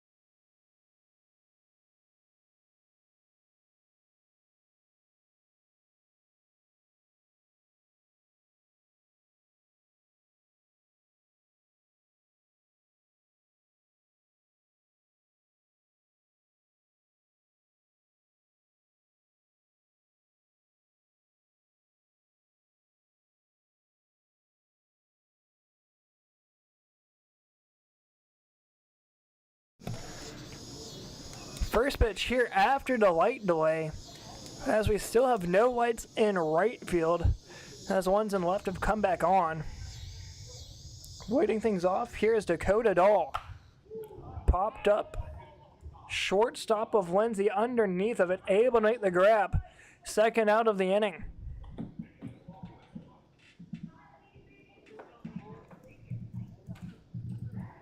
Second pop out toward the shallow outfield and once toward the second base. That was the leadoff out of Gage Miller, and now Dakota Dahl will bring up Easton Ogle.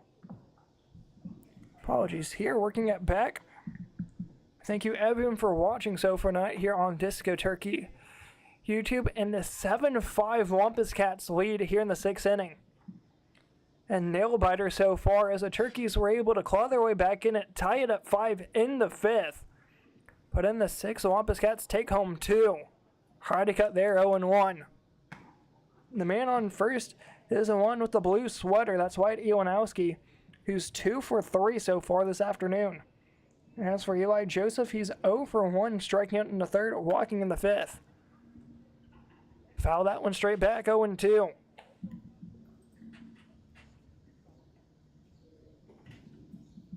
Down to his last strike, and the last strike of the inning is Holcomb looking to get out of this damage here in his 2nd inning of work. Outside will sit him down looking. Joseph thought that was outside for the 2nd ball. Instead, it was not. Once again, sits him down looking. Apologies, that being Easton Ogle. Woo! Heading to the top with the 7th we go. 7-5. In favor of the Disco Turkeys. In favor of the Wampus Cats. Woo! Apologies. The scoreboard go out on you. Your story. It lives in Winston-Salem. Home to fast cars, slow-cooked barbecue, and old-fashioned charm. Where the past is ever present and the future's as bright as a blue Carolina sky. Your story is the story of Winston-Salem, told by the journalists who live it and love it. Whether it's breaking news in places no one else sees or capturing the natural beauty of our state. And here in the Winston-Salem Journal is where it comes to life.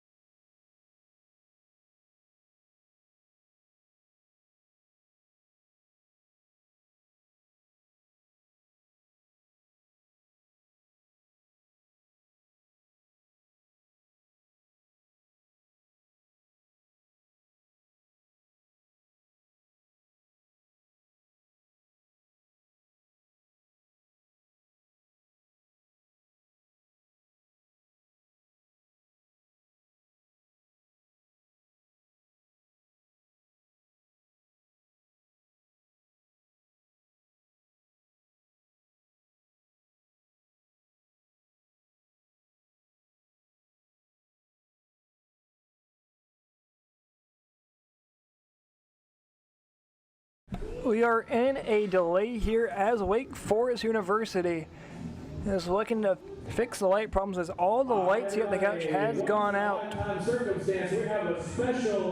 So once again we are in a current break here, but we are gonna do Coach versus Roach, the intermission game, if you will, here in the middle of the inning.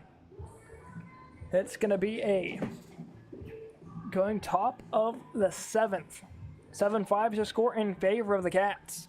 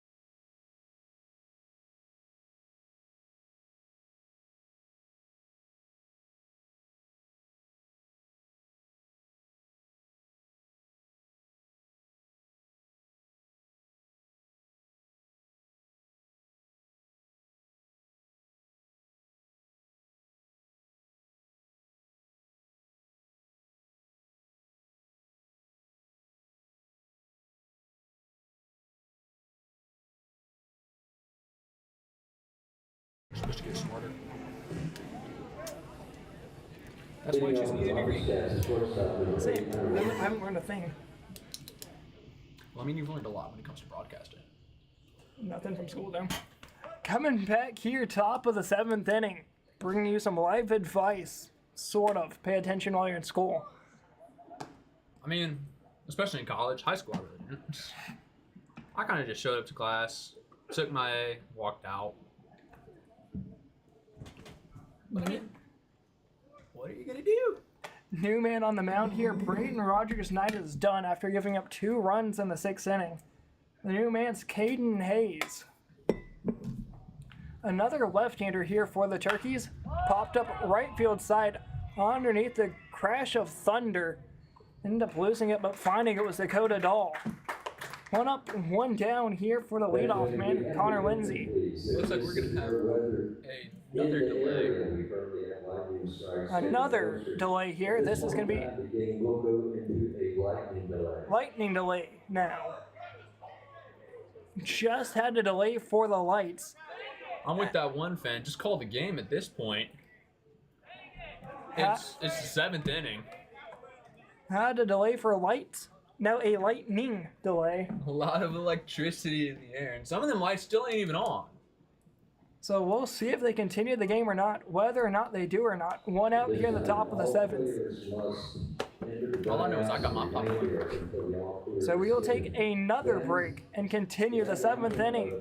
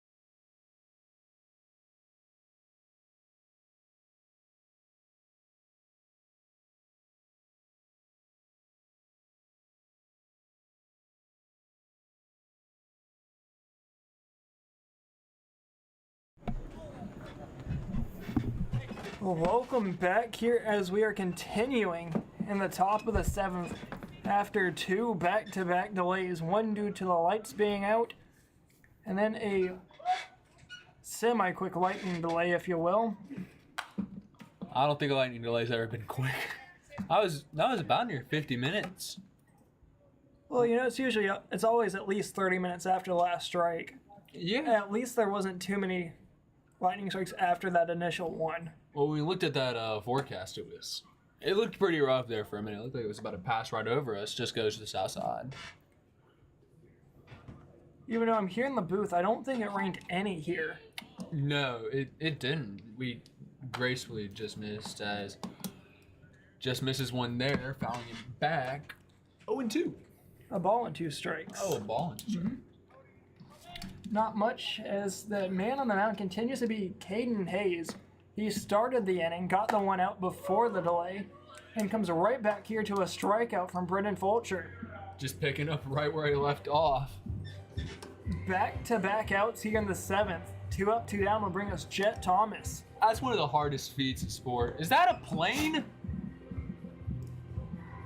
It sounds like one. What on earth? First up at the age, number 34, Jet Thomas. Welcome to 10 o'clock at Winston-Salem. Goodness. Thomas so far 1 for 3, singling to left in his last at bat. Tongue twister. Woo. Honestly, it's really impressive that he's picking up right where he left off. Like, after a delay, the fact that you're still in that rhythm and in that mode, good for you. A ball and a strike here from Hayes to the 3-hole of Barute. Apologies, Thomas. I can't read. I can't either. 3rd grade was the best 2 years of my life. Woo. Popped up down the right field side. That's going to get out of play. Up onto the concourse. Down to his last strike. Just praying for a merciful end to this one. Unfortunately, this one's going 9. Oh. Unless Greg made a decision without telling me that this is going 7. I have not been told any differently. I haven't heard any differently either. The 2-2 line shot left field. Oh! Twisting and turning on the backside makes a phenomenal grab at the wall. Oh my goodness. I thought that was gone. I thought that was gone off the bat. An absolute rocket of a shot into left. Miller sprints back on his horse, twists the other way, opens up, and makes the grab off his left shoulder. Oh my gosh. He was more twisted than a pretzel. Speaking of pretzels, go get yourself one from the concession stand. Do they have those? I don't know. But they have pretty good popcorn. We'll be back after the break, 7-5.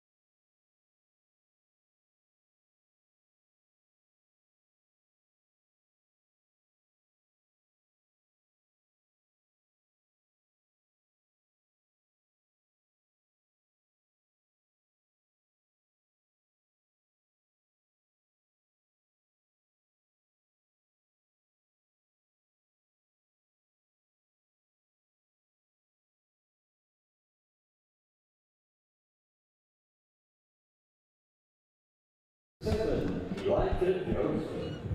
Coming back here, bottom of the 7th. Turkey's trailing by 2. If we do only play 7th, play 7. This is the last 3 outs. Although, once again, we have not heard any differently, so we're assuming we're still playing 9.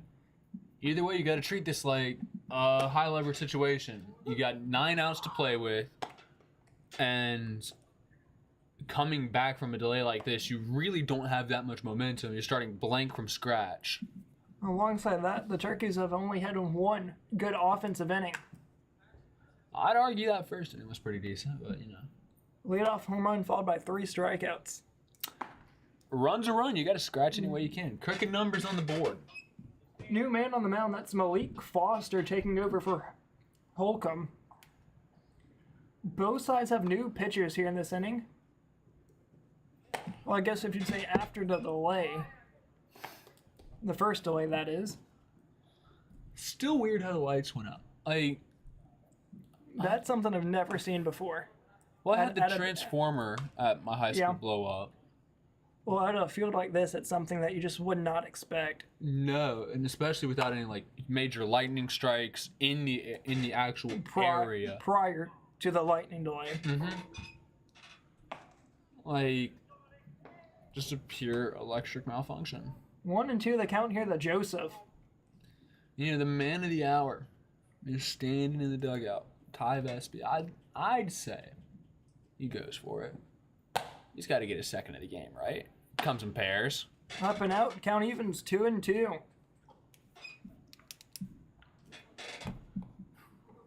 A raucous crowd here of 1, 2, 6, 7, 8, 9, 10, 11. Of 11 people. Whew. Full count here to the leadoff man of the inning, that is. But this game was just marred. You had the weather before the game. I remember I was setting up those banners in the rain. Then you have the lightning, and then you're back.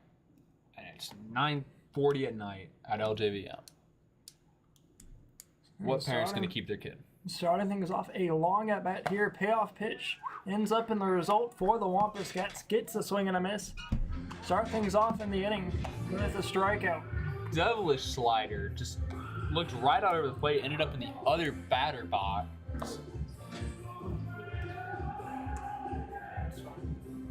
This will bring up Peyton Horn. He had a 2 RBI double back in the 5th. One of the biggest at-bats we've had prior to the Ty Vespi home run. And that's sort of what kick-started the 5th inning. Well, they're still not out of this. No, 2 runs is definitely reachable, whether it's here in the 7th or if we go all 9. We've seen these kids come back. We've seen these kids come in, inning out, and play freaking ball. Up and out from the side armor of Foster. He's a little bit more action than the previous side armor, that being of Holcomb. His 2-seam runs a little bit more in on righty as well as sliders, as we've seen already here in this half inning. We'll start on the heart of the plate and go in the other batter's box. Just an odd bullpen with the sidearm, and especially the lefties in the bullpen. Just a really unorthodox way of setting people up, and it works. It's efficient. One of the things here that's really different from Foster compared to Holcomb is he sets up like he's throwing over the top before just completely dropping down low.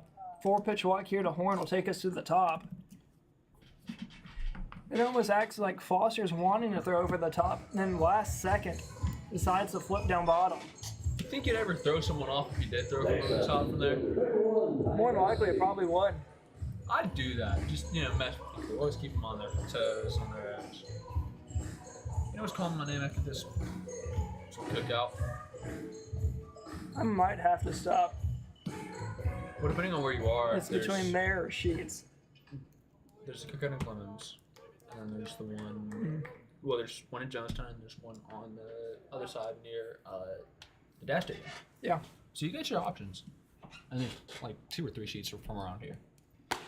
Schwalm's already thrown one out trying to steal a second, and that was to the leadoff man of Vespi, who's at the plate now. We have a runner on first. That run does mean quite a bit here, only 1 out. I doubt to see Horn try and take second. You got to play your gambles, though. And with the slow pitcher, if you time him, because he's got that hop step, you time him, he's there. Catch him napping. Down to the last strike here for Vespi. Tried to put one into left field trees once again, ended up missing on it. As the 0-2's outside nearly gets away from Schwalm. Try that outside slider. Might just be thinking about it too much. We've seen it in back-to-back at-bats with Vespi. The first 2 pitches, he'll try and launch it, which is a good approach. But then the drastic switch of shorten up and cue contact, that's going to get away. And like we said earlier, just play ball now. Takes 1 pitch and it's 1-run ball game. If Vespi's able to hit a double in a gap, are you going to be the one to call it this time? Or changing places with him. And then the tying runs right there back on second. I say it's off the first E of the Gene Hooks out there. There's a big gap in the right center field though. But we have seen Jesse Osborne clean plenty of ground. Won't happen here as that's dropped by the catcher of Schwalm. He'll get that regardless as Vespi walks back to the dugout. That was a chance for Vespi to at least try and move up Horn to third. Just run and see what happens. Force him to make throws. Force him to make the plays. I mean, no knock to East Surrey baseball, but that's how we won conference. We forced him to make the plays and make the throws. On a drop third strike, nonetheless, we had bases loaded. And a good friend, Aaron Hutchins, well, not a good friend, but a teammate and a friend. He swings out one, drop third strike, starts running first. They panic, throw it into right field, and 3-run score. And it just... anything can happen. Anything can happen. Run it out. Pitch misses inside. 2-0 to the 2-hole of Hall. Runner on second is Horn. Decent size lead. Trying to read any ball down in the turf. Shot right field. Baruch coming in on it. Able to make the grab. Nearly thought he lost it in the light. He did not. Leaves one stranded. To the top of the 8th we go. One can only hope for a quick end.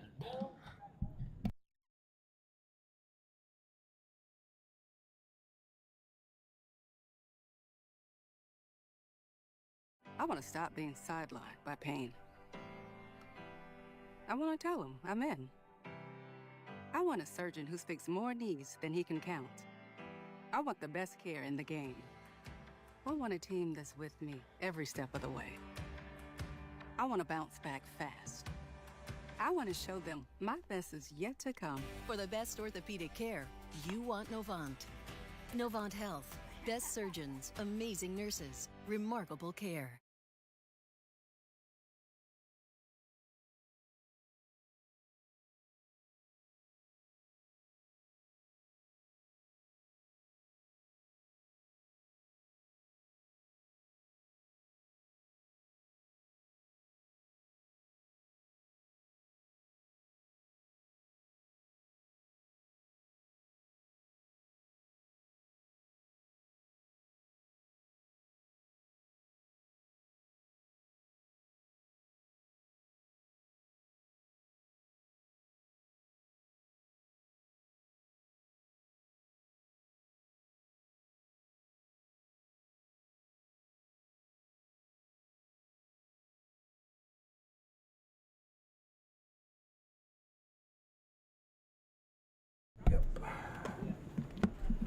Leading off the Homestead, right fielder number 20, Shakad Baruch. Thank you, Ken. Baruch set to lead things off here in the top of the 8th. Sharuk? Or Baruch? I've always called him Shaked. Shake Shack. It sucks Apologies that they there. took that one down. I know. They put up a new Whataburger, though. Yes.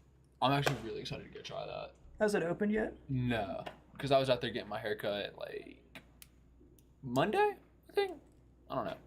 And it wasn't open then. And I looked it up, and they said it was going to open like late August or mid-late August. So Swing and a miss there. Evens the count 1-1. The man on the mound continues to be of Caden Hayes, making a second inning of work. Went 1-2-3 in the 7th. that was a long stretch we had there. Called a strike there. Oh, I believe it's 1-2. Yeah. I think it's 1-2. If I'm wrong, it's 1-1. Well, it can't be 1-3. Absolutely cannot. With that foul ball there, it's 1-2 regardless of whatever the last pitch was. You get lucky sometimes. Woo! It's going to be Baruch, Schwam, and Gallagher set to come up here in the 8th. As long as there's no pinch hitters, which there could be a possibility here in the 8th inning. Fouled off down the first base line, gets out of play into the parking lot. That's not going to be my car windshield. Hopefully not mine, but looked about that angle. I swear if I have to call Safe Light, dude, or AAA. Like, my mom was already pissed one time because I locked my keys in my car. If I do something like that again or have some bad luck, she's going to kill me. Just misses the inside corner to the leadoff man. Count evens 2-2 from Hayes. The infield looked like that should have been strike 3. Alongside with Baruch. Took a little shutter step back toward the dugout. Instead, here's a 2-2. Popped up out of play. Green trying to give it a chase. Instead, it'll bounce right back here into the bleachers.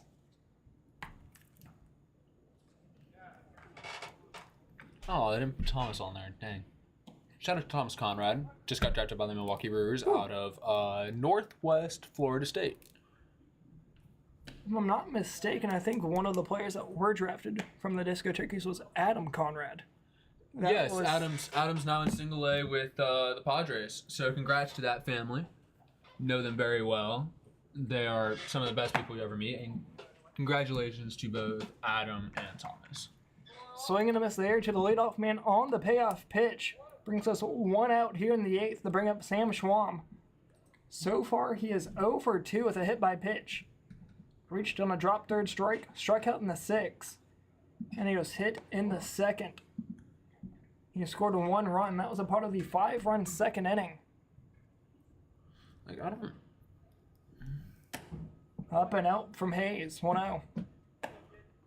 It doesn't say what round, but he signed. Congratulations.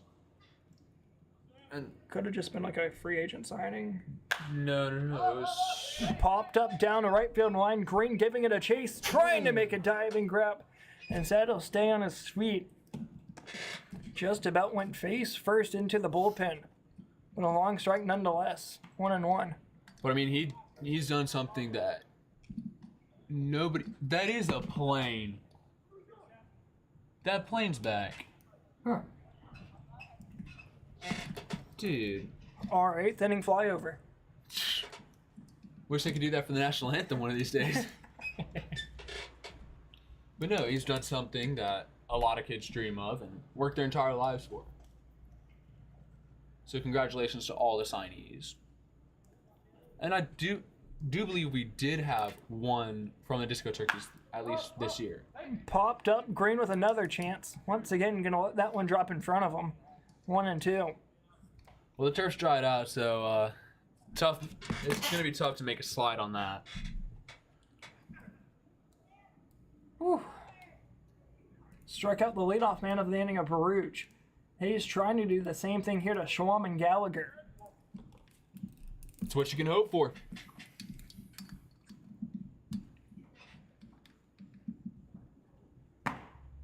Just missing the inside corner, and this home plate umpire looks like he's going to keep it fair through the rest of this game. Good for him. He's a resilient man. Better than me, but I want to go home, brother. Another full count back-to-back batters. Last one came from Baruch that resulted in a strikeout. He's working from the stretch, fires it home. Upstairs, ball 4. Just dragging it out. will bring up Gallagher, who was involved in a double play back in the third inning. That would be massive here. Since then, he singled in the left and had a single in the second. He has 1 run scored to his name.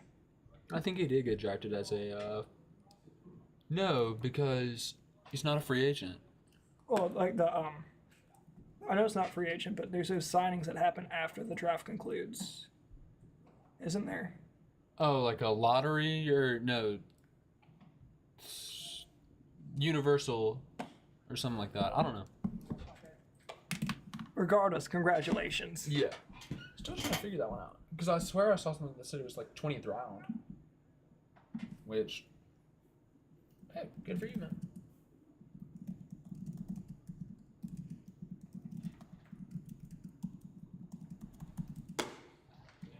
Huge lead off first, just dancing, daring Uwharrie to fire back. 2-1.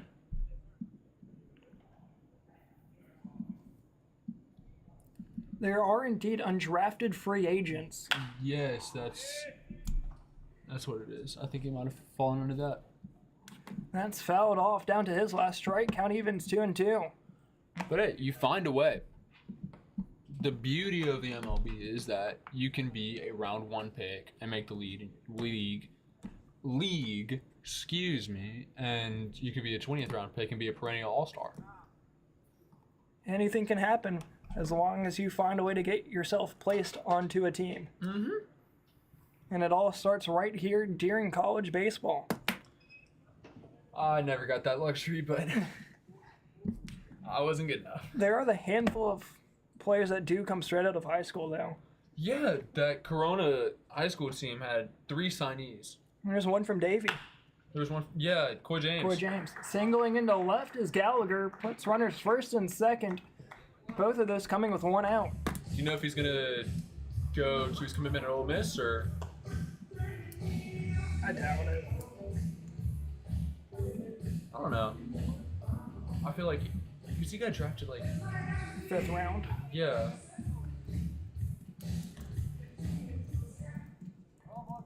At bat the DH, number 9, Carson Whitehead.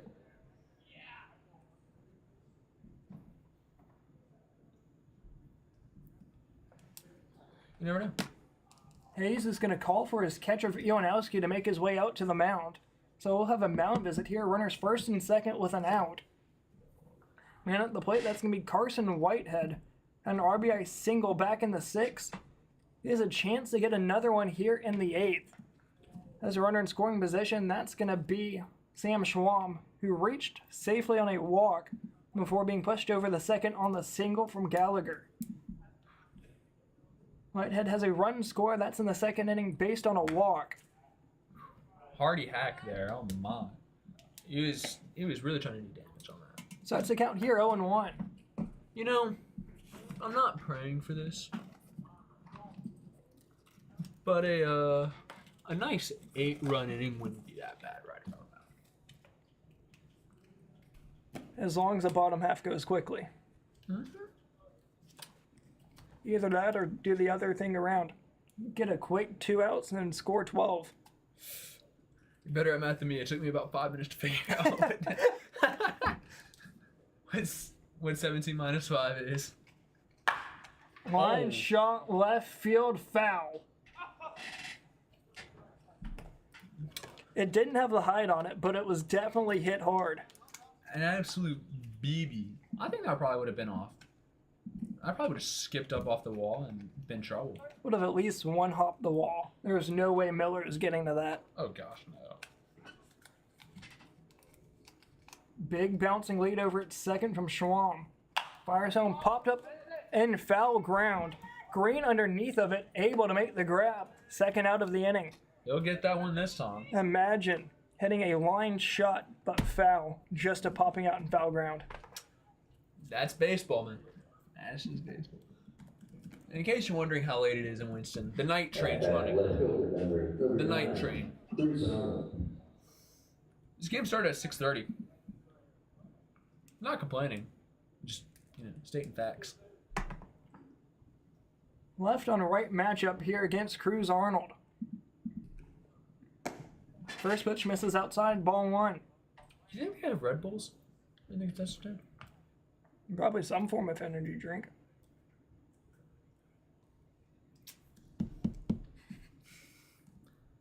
Because you done about to crash. The 1-0 downstairs, able to keep it in front of him is Ionoski. 2 balls, no strikes. So far, already a 4-batter inning. This is batter number 5. The last time we had this many batters come up resulted in 2 runs in the 6th. Praying for a quick one here, just a ground ball. And That's going to load the bases. Bounces one in the turf. Ends up coming up on Cruz Arnold's leg to load the bases. Just unfortunate. You can see him trying to get out the way, too. Those almost hurt more than the ones you are able to turn your back to. Oh, yeah, no. I think the worst hit by pitch I ever had was I got hit by like 85 in the butt. That sucked. The worst one I've ever seen, though, was my friend Giovanni. He wore one off Folger Boaz. Fouled down the left field line, caught by Horn ranging up. Beautiful catch. Able to set down the side and leave him stranded. Turkey's flashing leather here. Both teams have been flashing leather all game. To the bottom of the 8th we go, still a 2-run game.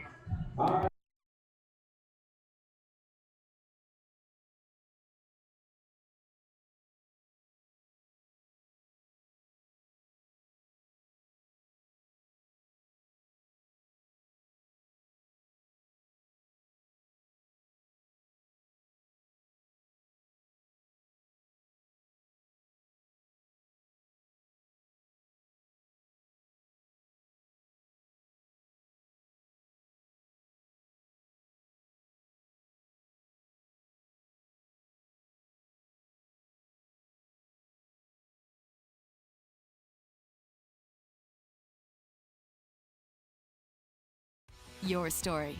It lives in Winston-Salem. Home to fast cars, slow-cooked barbecue, and old-fashioned charm. Where the past is ever present and the future's as bright as a blue Carolina sky. Your story is the story of Winston-Salem, told by the journalists who live it and love it. Whether it's breaking news in places no one else sees or capturing the natural beauty of our state. And here in the Winston-Salem Journal is where it comes to life.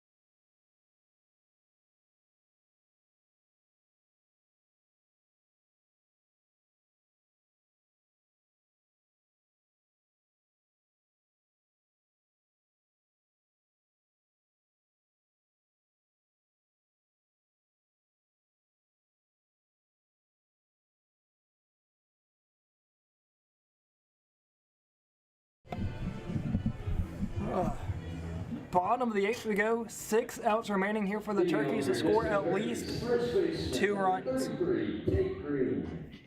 You know, the one thing I'm not hoping is for extras. I'm going to knock on that stool. Brother, you cannot say these things. I hate to do it to the people here on YouTube, but this might be an early game if that happens. An early game. Like, you're just going to stop the broadcast? I didn't say that. Technical difficulties. You know, lightning's still in the area. 1-0 to count here to the leadoff man of the inning. That's the 2-hole of Andrew Hall. Still hitless as he's 0 for 3. Striking out in his first at bat, grounding out and flying out since. And it's his first at bat since the 5th inning. Which felt like 3 hours ago. Probably was. The entire stream sitting just under 4 hours. Adios, mio. We did have a game against, I believe it was Marion. It was a home game here at the couch that lasted 4 hours without a delay. A 9-inning game went 4 hours. You need the pitch clock at that point. What was the score, like 30-2? It must have been. A lot of full counts, a lot of walks.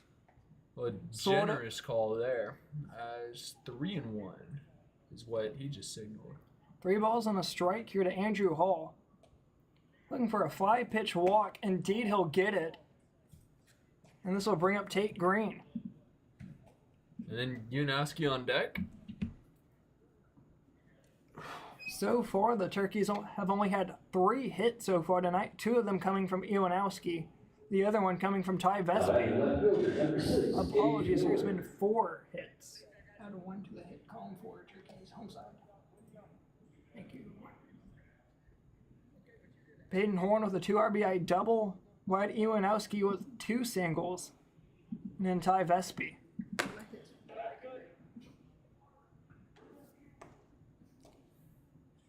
Starting off here, I believe 0-1. Apologies there on the YouTube. Indeed, so swing and a miss, 0-1. Runner on first is a leadoff man of the inning, Hall. Reaching on a walk as that pitch misses downstairs. 1-1 the count. Just able to check up there.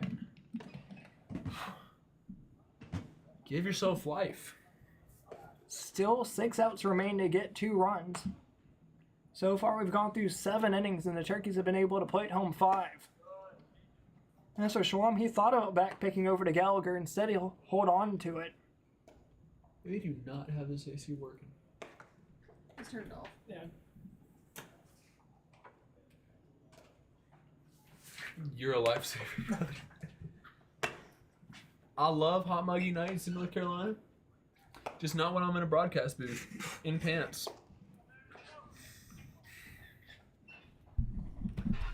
But live and let live. Once again, 3-1 the count here. Back-to-back counts with the 3-1 count. Last one resulted in a 5-pitch walk. The 10th pitch of the inning, that is. Catches the outside corner. We got ourselves a full count. Bullpen is warming up here for the Wampus Cats. That's got to be scary. Just out in the open. That's why they have the man with the glove down there to try and stop any balls that come that way. But if there's a line shot, he's not getting to it. Nope. And a 6-pitch walk will bring Uwharrie on to the plate. While I was in high school, I used to be a bullpen catcher a large majority of the time. And that's the one thing I hated the most, not being able to see a thing. And I believe that's going to be Malik Foster's night. Runners first and second, indeed so. You think he's asking if he can slip into his pajamas? I wouldn't doubt it. So we'll take a quick break here. Runners first and second, nobody out. The tying run stands on first. Go ahead run is at the plate. Let's go Uwharrie.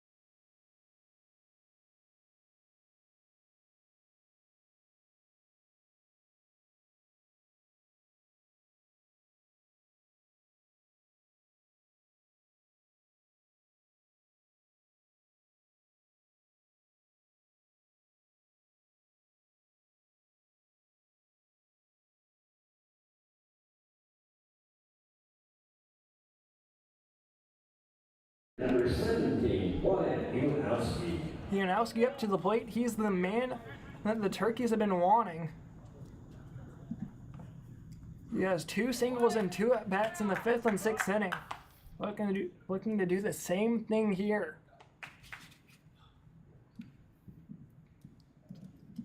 Just got to drive one. Oh, up and in. Almost checks him there. Gets him to back off the plate. The new man on the mound, that's Brooks Farrell. We've seen him here against the Tisco Turkeys this season quite a few times. As the bullpen's still warming up down for the Cats. Hopefully we will not see another pitching change until the 9th. Just bring him in the top of the 9th, hopefully. Fouled off, 1-1.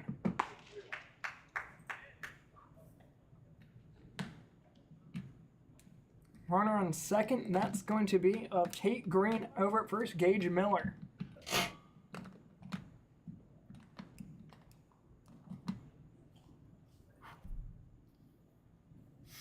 Shot right back up the middle.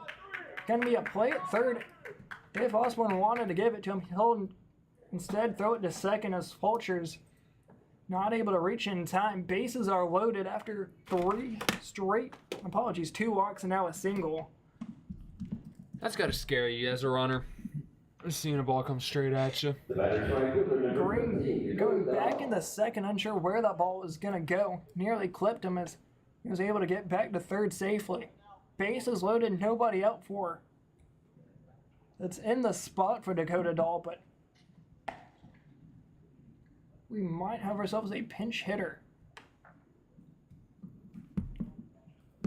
First pitch swinging, swung into right field. Will that drop it? Well, it brings home 1. And runners will just advance 90 feet. Tate Green comes across the score on the RBI single. Down in the right field. What is a blip and a bloop at this point? Yes. You get two very different types of baseball. One shot straight up the middle, and then a cue ball that somehow ends up in the forbidden triangle behind first base. Anything works, and now the tying run stands on third. I'd say bunt. It can't Get a good hurt. squeeze action in here. Find a way You to push. rarely see that. Find a way to get it at least past the pitcher's mound. Upstairs, ball 1. Know where to put them. Well, if you just push it right down first base line and you run with it, you're golden. You got your ticket punched. Infield coming in now, which nearly negates what you were mentioning just a second ago. Well, with the way that first baseman is, it doesn't look like he's going to crash. Because that third baseman's still somewhat back in the cut. First baseman's barely in the inlet on first base. Like, he's not going to get there in time if you push it soft. He's home. 1-1 to count here to Easton Ogle.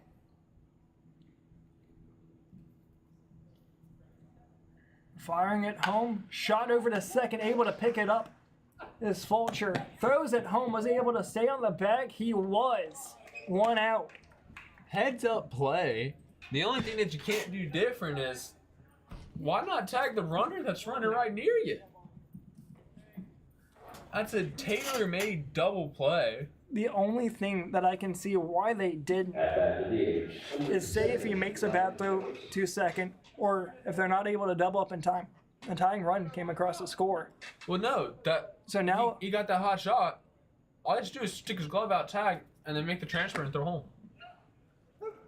Called a strike here. Still a 1-run game. Bases remain loaded. Infield still in.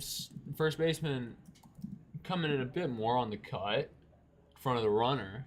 Eli Joseph, last at bat was a strikeout. Prior to that, he's walked. Shot right center field. Jesse Osborne coming in on it.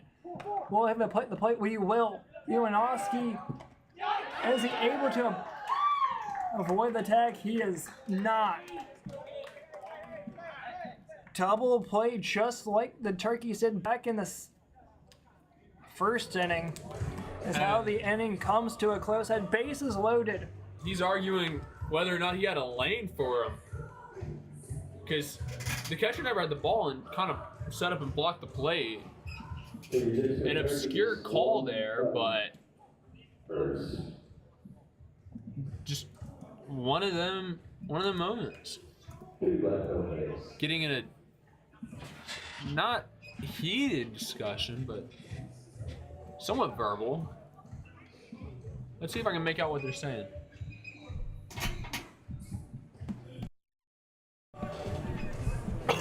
I can't. I'm dead. Turkeys were able to bring back one. 7-6 going to the top of the ninth. Last chance for the Wampus Cats to add any forms of insurance.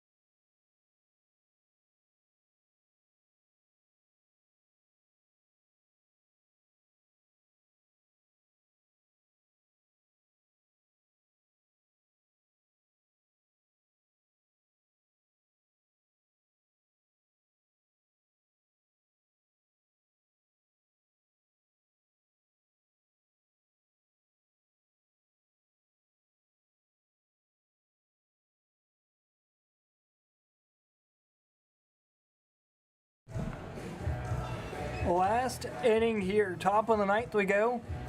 3 minutes, 2 minutes that is, until we've reached our 4-hour mark. What's the longest game in Disco Turkey history? Between this one and the one against the Marion Hungry Mothers earlier on the season. Oh, that one was brutal. Yeah. That was an absolutely brutal game. And we still had to clean up afterwards. We had to cut Yeah. some signs down. Well, you didn't. I did. Oh, is that the game where you didn't have a knife or anything to cut it? Whew. Just a compound of mistakes. What we didn't know, however, is you could just pull the zip ties off. There's a little break under there on friction. We ended up finding some scissors though. Actually, no, we left them. Excuse me.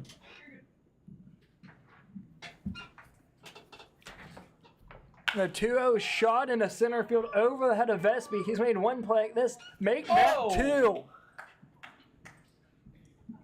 Muy profundo.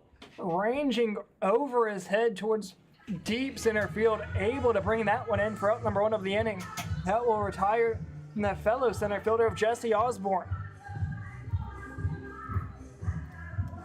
Absolutely amazing catch. Very, I said profundo, which is profound, which doesn't really fit, but it was the first thing I thought of. Sorry about that to any Spanish speakers listening. This will bring up Connor Lindsay. First pitch here, throws his bat into the dugout. Look out. Oh my. Needs a bit more grip on that one. Goodness. We'll take a quick replay at this and see how far that bat went. Never mind. It went so far, my camera doesn't reach that far. I went about, I want to say 80 feet. It went to the other side of the dugout. That's about dang near 80 feet. Good for him, but not at the same time. Will it go further than the baseball if he's able to hit it? The muffin. Shot up the short hall over the green. In time, out number 2. Well, you know, the ball did go a bit further. Not much, found a glove, but. Welcome to the Late Night Chronicles Comedy Hour edition. Second baseman, number 13, Brendan Fulcher. Fulcher now up to the box here in his 5th at bat of the night. Good. Yes, thank God. First pitch swinging, fouled into the netting, 0-1. I'm glad the mic catches all of these little things. That's why I don't go back and listen to it. I don't either. I did one time, just to see. Oh Shot my left gosh. field. Miller heading towards the fence. That's over the light pole. Oh, Gone. an absolute shot. 8-6 Uwharrie. Yes. Tape measure, dude. Holy, I've never seen a ball hit that high before in my life.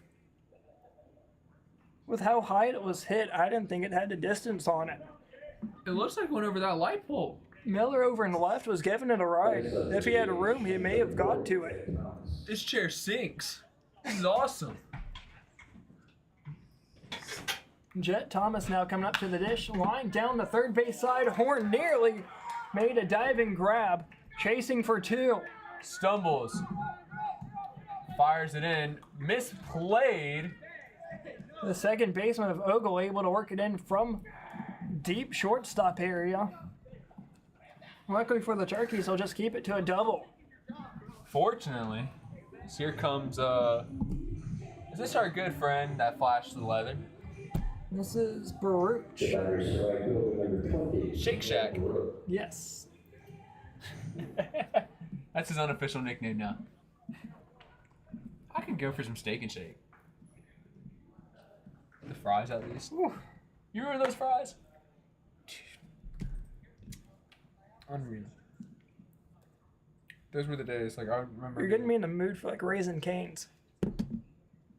Oh yeah, you'll have They're that. building one right there on Hillsborough Street. You'll have that in Durham. We don't have that. The last time I had Raisin Canes, I was in New York. They're making one right next to the NC State campus. Like on the main drag. Dude. Wish we had a freaking Raisin. We have Cookout right near Appalachian State, so that's not that bad. We have Cookout, Applebee's, That- Chick-fil-A. I love me some Chick-fil-A. That two-tiered Wendy's. Yeah, double-decker Wendy's. It's a novice concept, but sure. I don't know if they'll ever get that many people inside of Wendy's, but I certainly don't go there.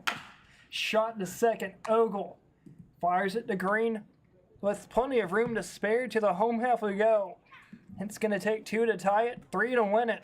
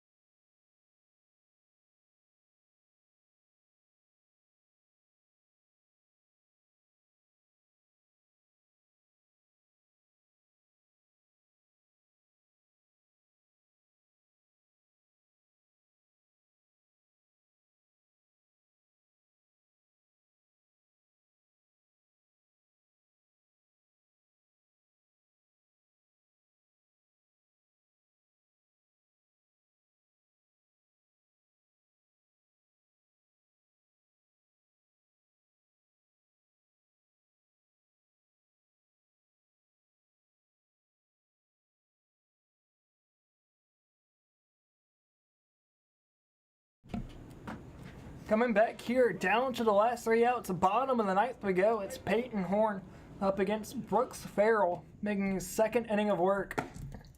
It's going to take 2 runs to tie it, 3 to win it. As the Wampus Cats plated 1 in the top half of the ninth, a solo home run from Brendan Fulcher. I don't think you can call that a home run. That was a mammoth blast. And that was a skyscraper shot right there.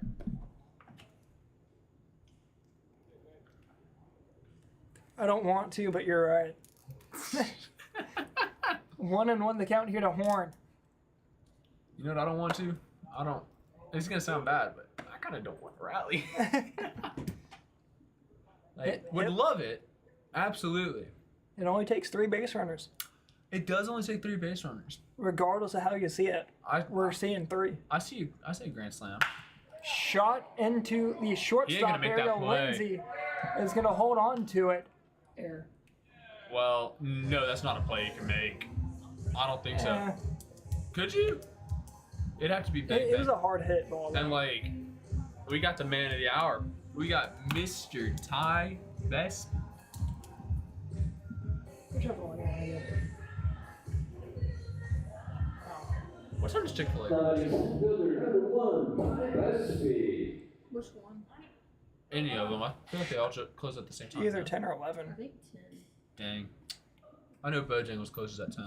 Top of lineup we go for Vespi. He's had a solo shot all the way back in the first inning. Thank you to my pastor, Chris Hooser, for congratulating me on the broadcast. If you're still listening, please continue to watch the game. Oh, get up. Opportunity for a double play. Did he stay on? No, just a tad late, but a shot there from Vespi over to Lindsay. An absolutely a non. If I could speak, man. That had a chance to be a rally maker. That did.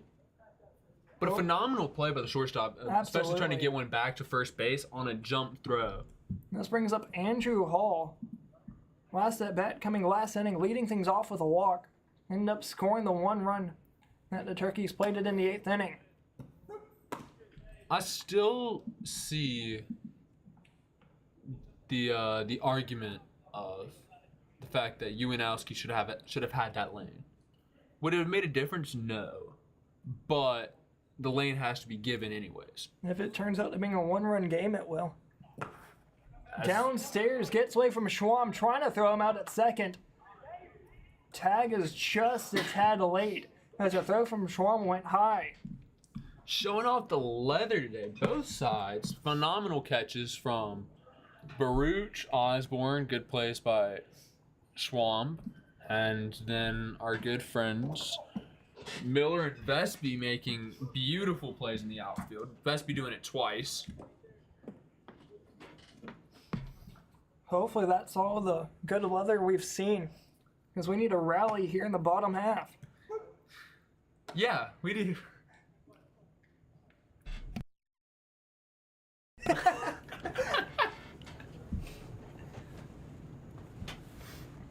The 1-2 here coming up from Brooks Farrell. Runner on second. Oh. Peyton Horn, won't matter here, sits him down. This will take us to 2 outs here in the 9th. Down to our last. Tying run is at the plate. That's going to be the left-handed hitting Tate Green. We still haven't seen a home run to left yet. We have not. To right, that is. To right, my fault. Bro, we haven't seen a lefty hit a home run. Schwam calling for all the fielders to move over to the right field side. Indeed, a good play here with the left-handed hitting I'd say Tate Green. push one down the line. Push one down the right field, not the right field, the left field line on a bunt. Third baseman's over enough. And the pitcher isn't going to come back around and field that. You got yourself a pass the baton moment. Downstairs, able to keep it in front of him is Schwam. Nearly had a chance to bring the 7th run for the Turkeys 90 feet away. Where he stands with his lead, he's about 170 feet away from home plate. Apologies, 110 feet, that is. No, yes, 170. 90 and 90 is 180. Yeah. Apologies there. It's 120 feet from home to second in a straight line. That's grounded into left field. 2 out single put runners first and third with the tying run now on first. Winning run at the plate, and you know, I'm not one to get superstitious, but we saw one off the education lottery side. I say we see it again. I'd love to see it. And we get to go home. Where I can finally eat my supper. It's 10:30. That sounds really nice about now. I finally get to run to cookout. Give me a nice good tray with Cajun fries. First and third. 2 outs here in the ninth. First pitch here, shot right center Get field. down. Get down, Jesse baseball. Osborne giving it a ride. That's going to one-hop the outfield fence. 1 run comes across. Are they going to race him around third? No! They're holding it. Would have been an opportunity there for Tate Green. But 1 run does come across, making it a 1-run game, tying run on third, winning runs on second. And the man of the hour, Uwharrie. If this becomes a run-1 game, this is a run-1 game. He has the opportunity to right the wrong, undo the script. Uwharrie is 3 for 4. 3 singles. There's no better man you want at the plate. All 3 up into center field. You gotta shade the middle. You gotta shade the middle, get off the lines. He's not gonna beat you on the lines. He is a gap-to-gap, a Gene Pokes to ACC championship hitter. More really Bader Novant health sign. No one better here for the Turkeys. This is just about either Can the win Utes or do it? go home.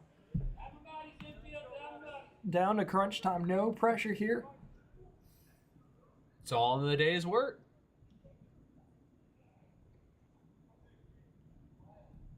First pitch offering here. Catches the outside corner, 0-1. Generous call there. But you got to make it a battle. It was not a pitch Uwharrie would have been able to do much with. Either way, you have to lay it. As there's no opportunity for